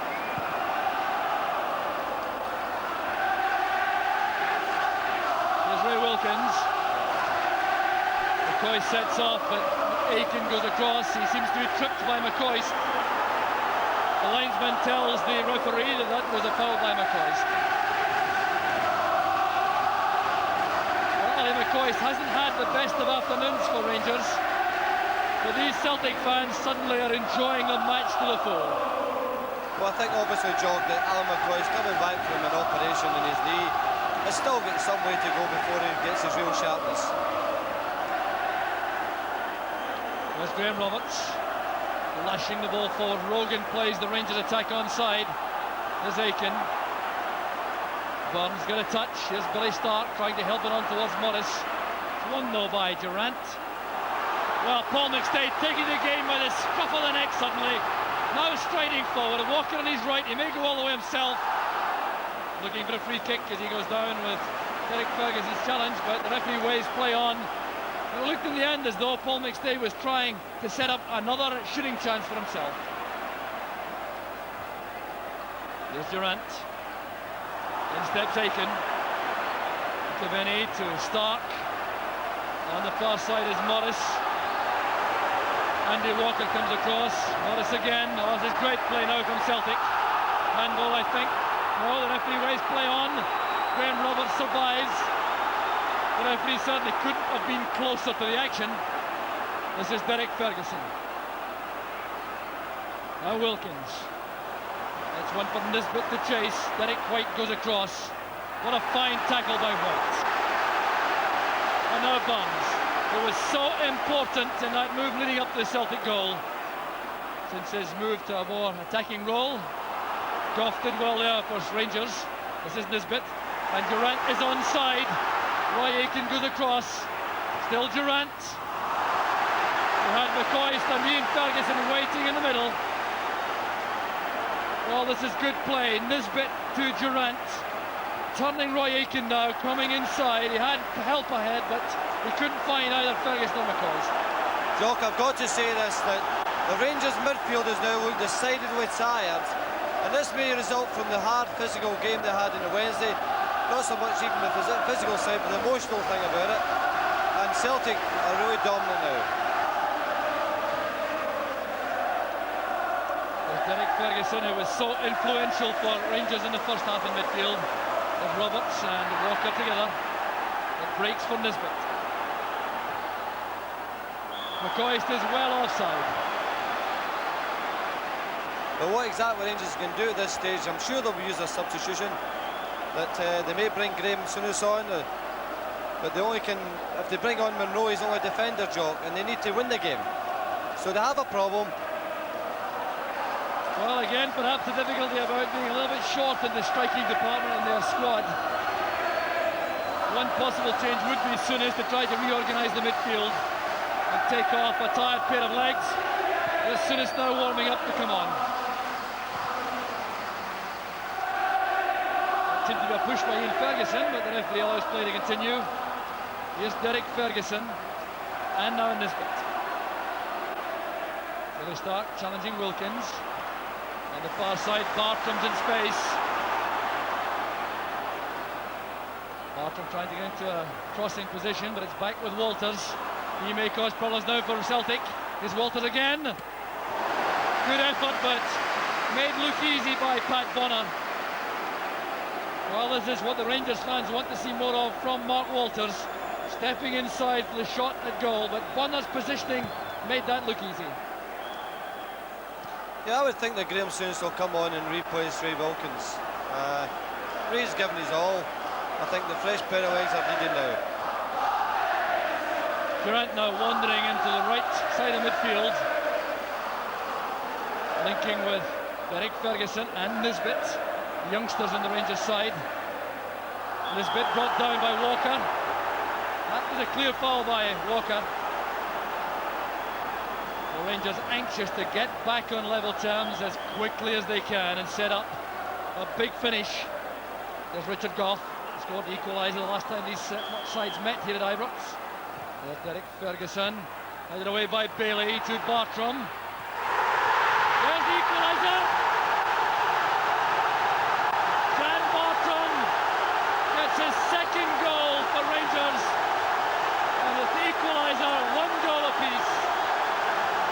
A fine snapshot from the edge of the box. The ball played in by Derek Ferguson was won well by Bailey.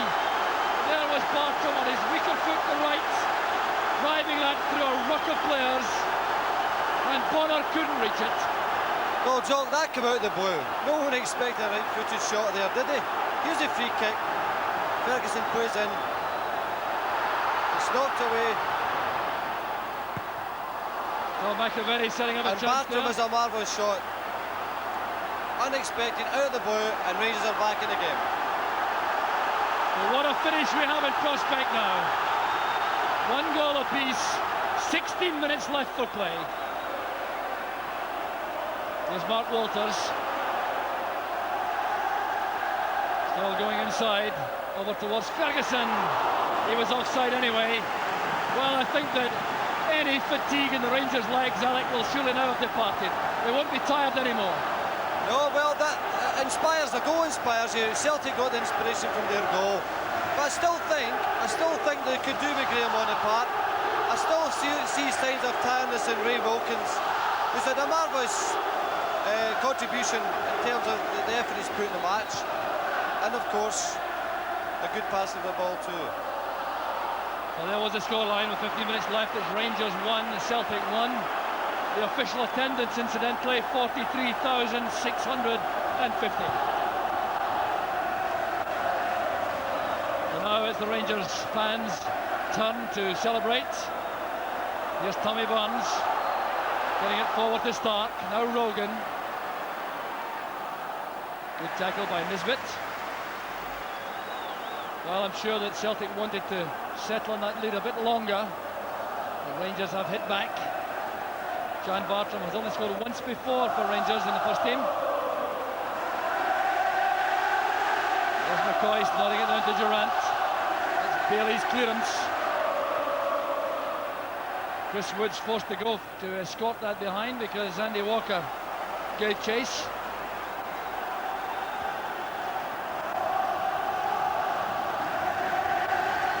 Well, it does look as if Rangers are going to use a substitute. Graham Souness is back in the dugout. And he's leaving it to the lads who have got back in the game. It's always difficult to come on as a substitute in football. The speed of the game. And so Ian Ferguson running out of space. It's a throw to Celtic. There's Rogan. Headed on by Nisbet. Up goes Derek White. Now McStay. Here's Billy Stark. Chris Morris on the outside. Now Bartram is very quick indeed. He'll have to be to get back on Morris. And the throw goes to Rangers. Bartram showing his tremendous acceleration there, because Chris Morris himself is very quick indeed. Well, he hasn't shown a lot of his forward play today, Jock, and you feel that maybe it's the whole occasion has been a big thing for him, and he'll be glad to get out of the road. Here's Paul McStay again, the back heel of fine Stark. There's Bailey towards McAvenny. Chris Morris tackled fiercely by Roberts. The Celtic throw. Here's McAvenny. Appears to be held there by Bartram, and Morris getting a bit upset about that. Leaving his boot in. Bartram getting a bit irate. Chris Morris seemed to have slipped the Rangers fullback, but couldn't get his left leg free. Well, an eventful afternoon for Jan Bartram. A tough first half, but scoring the equaliser for Rangers. There's Morris with a free kick. Just missed by Stark and turned away by Ian Ferguson. Well, let's see how close Billy Stark was to this. It was whipped across by Chris Morris. Too high for Andy Walker. In came Stark. He missed it by quite a bit, but it came off Ian Ferguson. So Billy McNeill now anxious again, looking at his watch in the dugout. I would have put a life in Billy Stark connecting with that one, Joe. So used to have seen him doing that over the years. McStay's corner kick. It came off a Rangers head. That'll be another corner to Celtic. Well, you certainly have the impression now that another goal would settle the match. With 12 minutes remaining, Rangers 1, Celtic 1. Celtic on the attack.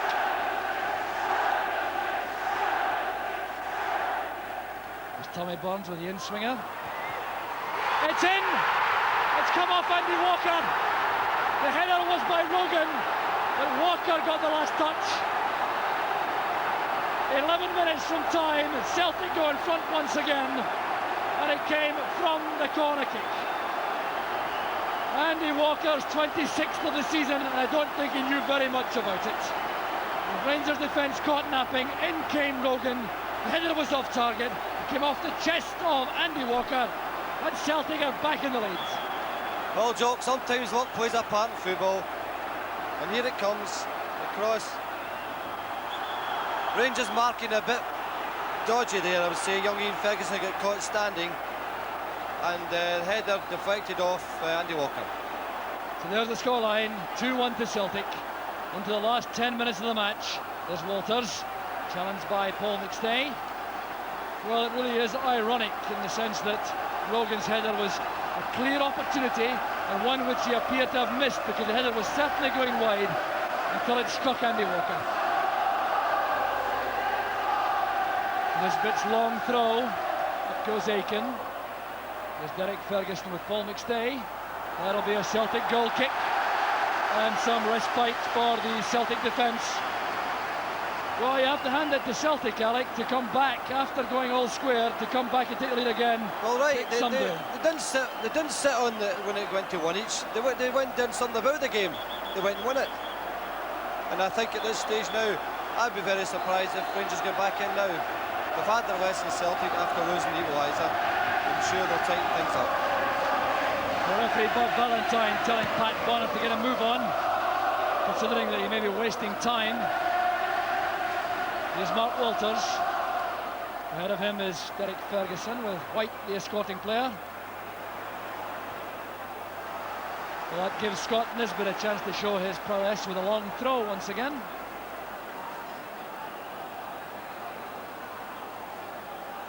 Can Rangers come back? Well, this is almost as good as a corner kick, this throw from Nisbet. Pumped away by Morris. No one upfield for Celtic. Burns charges down that pass from Roberts. And you'll see it was Paul McStay who got to Jan Bartram to close him down and force that error.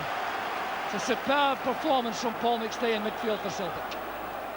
Yes, I thought young Derek Ferguson took the honours in the first half, but the game has gone on now, and Paul McStay's get better and better, and of course his goal has capped a magnificent performance all round.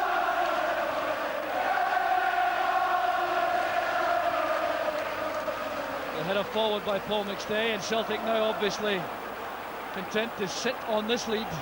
They'll be taking no chances at all, I'm sure, in the closing minutes. There's McAvenny, careless one from Durant. Good play from Bartram. There's Ian Ferguson holding off Aiken, and Roy Aiken penalised for a late challenge on Ian Ferguson, which did Ferguson no good at all. Took a knock in the ankle. He's clearly furious about that, but Rangers have the free kick, which Roberts is in a hurry to take. Up goes Rogan, commanding the edge of the box. Now in this bit, Alex Bailey stands off to let that run for the throw.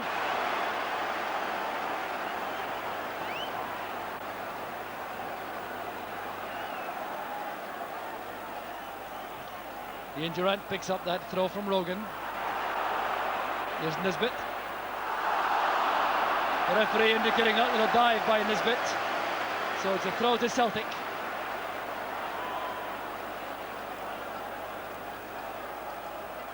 The header by Richard Goff. There's Rogan. Now McAvenny. Challenged by Roberts. There's Roberts again. Under pressure from McAvenny.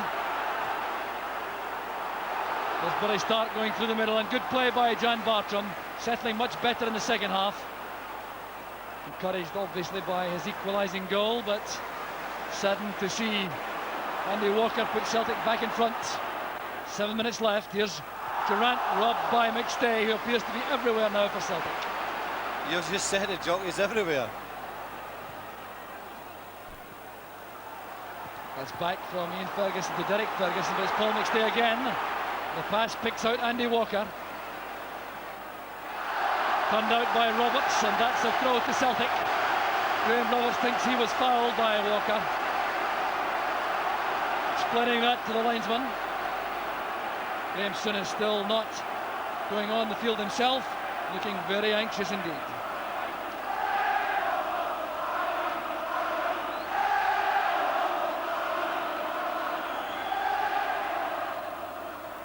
Durant lofting it forward. Up goes Derek White. Now Derek Ferguson to Ian Ferguson. He's in a much better second half, Ian Ferguson. Going a long way towards justifying the faith shown in him by the Rangers management. Nisbet back to Derek Ferguson. Well, you can assure Rangers will play to the very last second. Pat Bonner's committed. That's good goalkeeping once again. Yes, big Pat Bonner did brilliantly there. Really positive and decisive. A lot of conviction in coming out for that. And he's hurt the young boy Ian Ferguson the bargain. 2-1 to Celtic, 5 minutes left. Well, Andy Walker jumping all by himself, well away from the ball.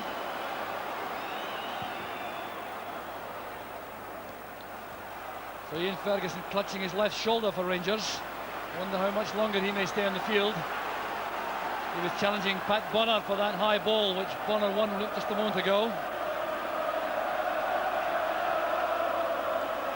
It's back with Roberts. And now Bartram. There's Ray Wilkins. Oh, good play by Durant. He has Derek Ferguson available on the right. McAvenny coming back. Here's Nisbet. Fine deep cross. Chris Morris can't reach it. There's Ian Ferguson rather. Now Derek Ferguson.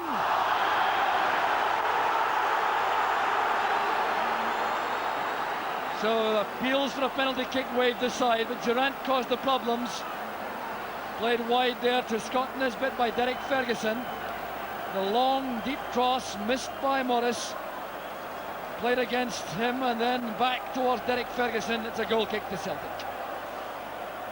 Yeah, a lot of frustrated faces now, Rangers, and you've got to feel a little bit sorry for them because there was an important game on Wednesday, the quarter-final European Cup, and Dundee, they could go 8 points behind Celtic in the league, and that's a lot of leeway Celtic have.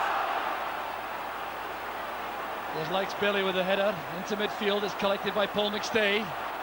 McStay not using McAvenny, who was offside, finding Tommy Barnes. And on the far side is Chris Morris. It's a tremendous finish to the match from Celtic. That's a good tackle though by Bartram.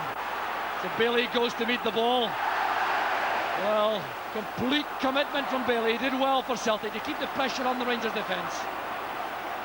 Here's McAvenny running into Wilkins. It's back towards Morris.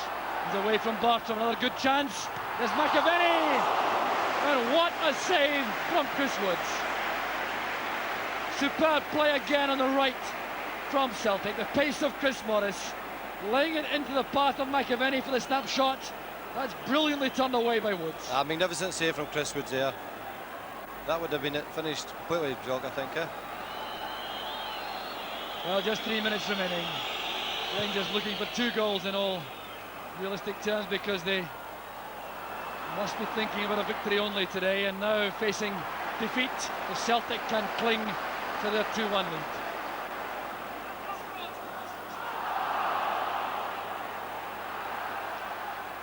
Here's Andy Walker, led forward by Rogan.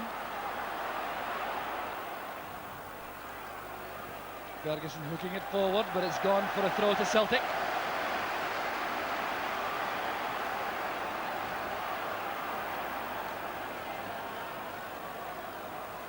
There's Andy Walker switching play to the far side to Morris.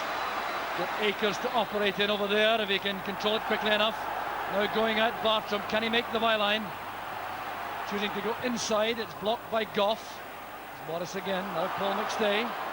Oh, that's good play again from McStay. Now Barnes. Celtic thinking about possession now as McStay finds Rogan. Challenge came from Nisbet. Yeah, it was a marvellous piece of composure from Paul McStay, actually. He just put his foot in the ball, said, well, I'm going to keep this and I'll control the game now. And he did very well. Here's Tommy Barnes, tackle well by Nisbet. Mark Walters at the corner flag, and that'll suit Celtic all right. They want to get the ball out of their Rangers. They have succeeded in getting the goal kick. Paul McStay, the dominant force in the second half for Celtic. Well, it's been a great game, Joe, but there's been not one side has dominated for any long periods in the game. And that gives you a measure of the type of match it is. And there was at no stage in the game could you say that anyone could say which team was going to win. And that's the great mystery of the Old Firm and excitement of it. Well, certainly a credit to the Scottish game, the pace and the quality, doing great justice to Premier League football. Here's Rogan, caught there by Walters, and the referee has given Celtic the free kick. We're into the final minute of the match. Celtic leading by 2-1. Referee Bob Valentine telling Roy Aitken to get on with it, but it looks to be beyond Rangers now. And now going into time added on for stoppages in the second half. Aitken pumps it forward, a sea of green and white behind Chris Woods. There's Nisbet. The layoff came from McCoy's to Walters. Good play again from Bailey, but no, he's been penalised for climbing on Ian Ferguson. So the Celtic defence funnels back again to face what may well be the last attack of the match from Rangers. Derek Ferguson thumps the ball in towards Richard Goff. Up goes Bailey. And there's Chris Morris. No qualms about the long clearance. Bartram being forced to hurry by McAvenny. And there goes the final whistle. Celtic are the winners by 2-1. And it looks as though they've taken a major step towards winning the league championship. The Celtic fans are overjoyed. It was a tremendous second half. Paul McStay giving Celtic a lead in 66 minutes. Then Jan Bartram equalised before Andy Walker knocked home the winner 11 minutes from the end. The Celtic are winners of a tremendous match. Alex Ferguson. Yeah, a marvellous game. A credit to the game, a credit to their own clubs. And as I said, no one dominated, but the longer the game went, Paul McStay eventually controlled it. And there, with his goal, a marvellous contribution. He fought in the first half out with Derek Ferguson for the supremacy in the middle of the park. Then the day came through, and I make him the man of the match and the most influential Celtic player. So there's the final scoreline now. Celtic fans behind the goal to our left, celebrating in style. But the final score, Rangers 1, Celtic 2. Don't go away, we'll be right back with our studio guest in a couple of minutes. Game, and I'm sure you've enjoyed the action, was Rangers 1, Celtic 2, and that means that Celtic, if not perhaps guaranteed the championship, must feel in their hearts that they've taken a vital, decisive step towards it. 6 points clear, a game in hand, 8 games to play, and for the others, well, it looks a very daunting task indeed. Ian. Thank you, Arthur. Gentlemen, you're chasing Hearts and Aberdeen. Sandy first, do you concede that it's Celtic's title now? Well, obviously they look as if they're almost there, but you don't ever give in until it's mathematically impossible. But obviously they're in a tremendous position now. Right, well, let's have a look back at some of the best of the action. Willie, I'd like you to talk us through this because it was a defensive nightmare, this one, the incident with Woods and Nisbet. Yeah, well, I think the young lad said afterwards that he couldn't hear Chris Wood shout, but when you're in the box, I mean, there's no way you should be taking it down in your chest. I think it's always better just to put it out of danger's way. Well, of course, that then led to Celtic taking the lead in a game that really could have gone either way, but a marvellous strike by Paul McStay. You've played a lot with him. You've seen him do this sort of thing before. Yeah, well, Paul put the cross in, and the way Rangers defended the cross balls all day was suspect, and that's where it came from. He followed it back in. What a tremendous strike. A great goal. I actually thought first time the ball just drifted by, but in fact, as we'll see on the replay, it hit the stanchion. Those sometimes can go anywhere, but when you've got a player of his class, then he means it, doesn't he? Yeah, I mean, he puts the initial cross in, and then he follows the ball in and ends up getting on the end of it again to stick it away. And in an age when sort of shooting is a lost art sometimes from the edge of the box and outside it, it's a marvellous goal. Oh, it's great. Fantastic finish. Right, Sandy, the equaliser coming up now, and this was Jan Bartram's. Another great shot. It's a great shot. It's going through a lot of players and it's right in the corner, so I don't think Pat Bonner had much chance of saving it. But I think the guy pulled himself out of the hole a little bit. You know, he was under pressure right through the game, and that certainly made his day a bit better for him. It's a great strike. Hit it, man. Really, it was always probably going to be a Rangers defender that was going to score because we weren't seeing a lot from their front players today, were we? That's right. I think you've got to give credit to, you know, everybody talks about how good Paul McStay was and Derek Ferguson, but, you know, Alex Ferguson's come in there, relatively inexperienced lad, and he hasn't given Alan McCoist the kick of the ball. You know, and that in itself sums up how good a game he's had. Right, Willie, here's the winner. Yeah, another cross ball again. Rogan had the chance to finish it himself. It was actually a bad header from him, but he had a clear header at goal, and it hit Andy Walker in the chest. He didn't know much about it, and it flew in. Chris Woods had an exceptional game in terms of saving shots, but is there any blame attached to the goalkeeper on going across him? I wouldn't think so. I prefer to defend crosses as far out as that beyond the 6-yard line, but he manages to sneak in there, and there's nobody picking him up at all, and he just didn't catch it right. But fortunately, Walker was there and it came off his chest. Listening to Alex Ferguson there, obviously enjoyed himself. I mean, there's marvellous sort of passion and commitment. That was a typical Premier League game, wasn't it? Yeah, it's plenty of passion, plenty of commitment, end-to-end stuff. It's what the punters want. Sandy, you enjoy it? Great game. The second half, the first half, we were saying at half time, it was a reasonable game then, but the second half, the goals obviously brought it to light a little bit. And Rangers, you know, the first 15 minutes, Rangers looked as if they were going to do it. But, you know, they didn't score. You know, a wee bit unlucky, maybe the one that Pat Bonner touches and it hits the top of the bar. If that goes in, it's a different game. Good, well, I'm glad you enjoyed it. Willie's going off to Malta. Thanks for being with us this afternoon. Pleasure. Yes, indeed. Thank you, gentlemen. But before we go, an invitation to join us at Murrayfield Ice Rink in Edinburgh next Sunday, where in addition to Premier League football, we'll have the Scottish Ice Hockey Cup final between those two great rivals, Murrayfield Racers and Fife Flyers. We'll also meet tonight at Murrayfield in a vital League Championship match, face-off 6:30. To take us out today, one more look at some of the action from this afternoon's game at Ibrox. From myself, our reporters and our guests, thanks for being with us. We look forward to the pleasure of your company next Sunday.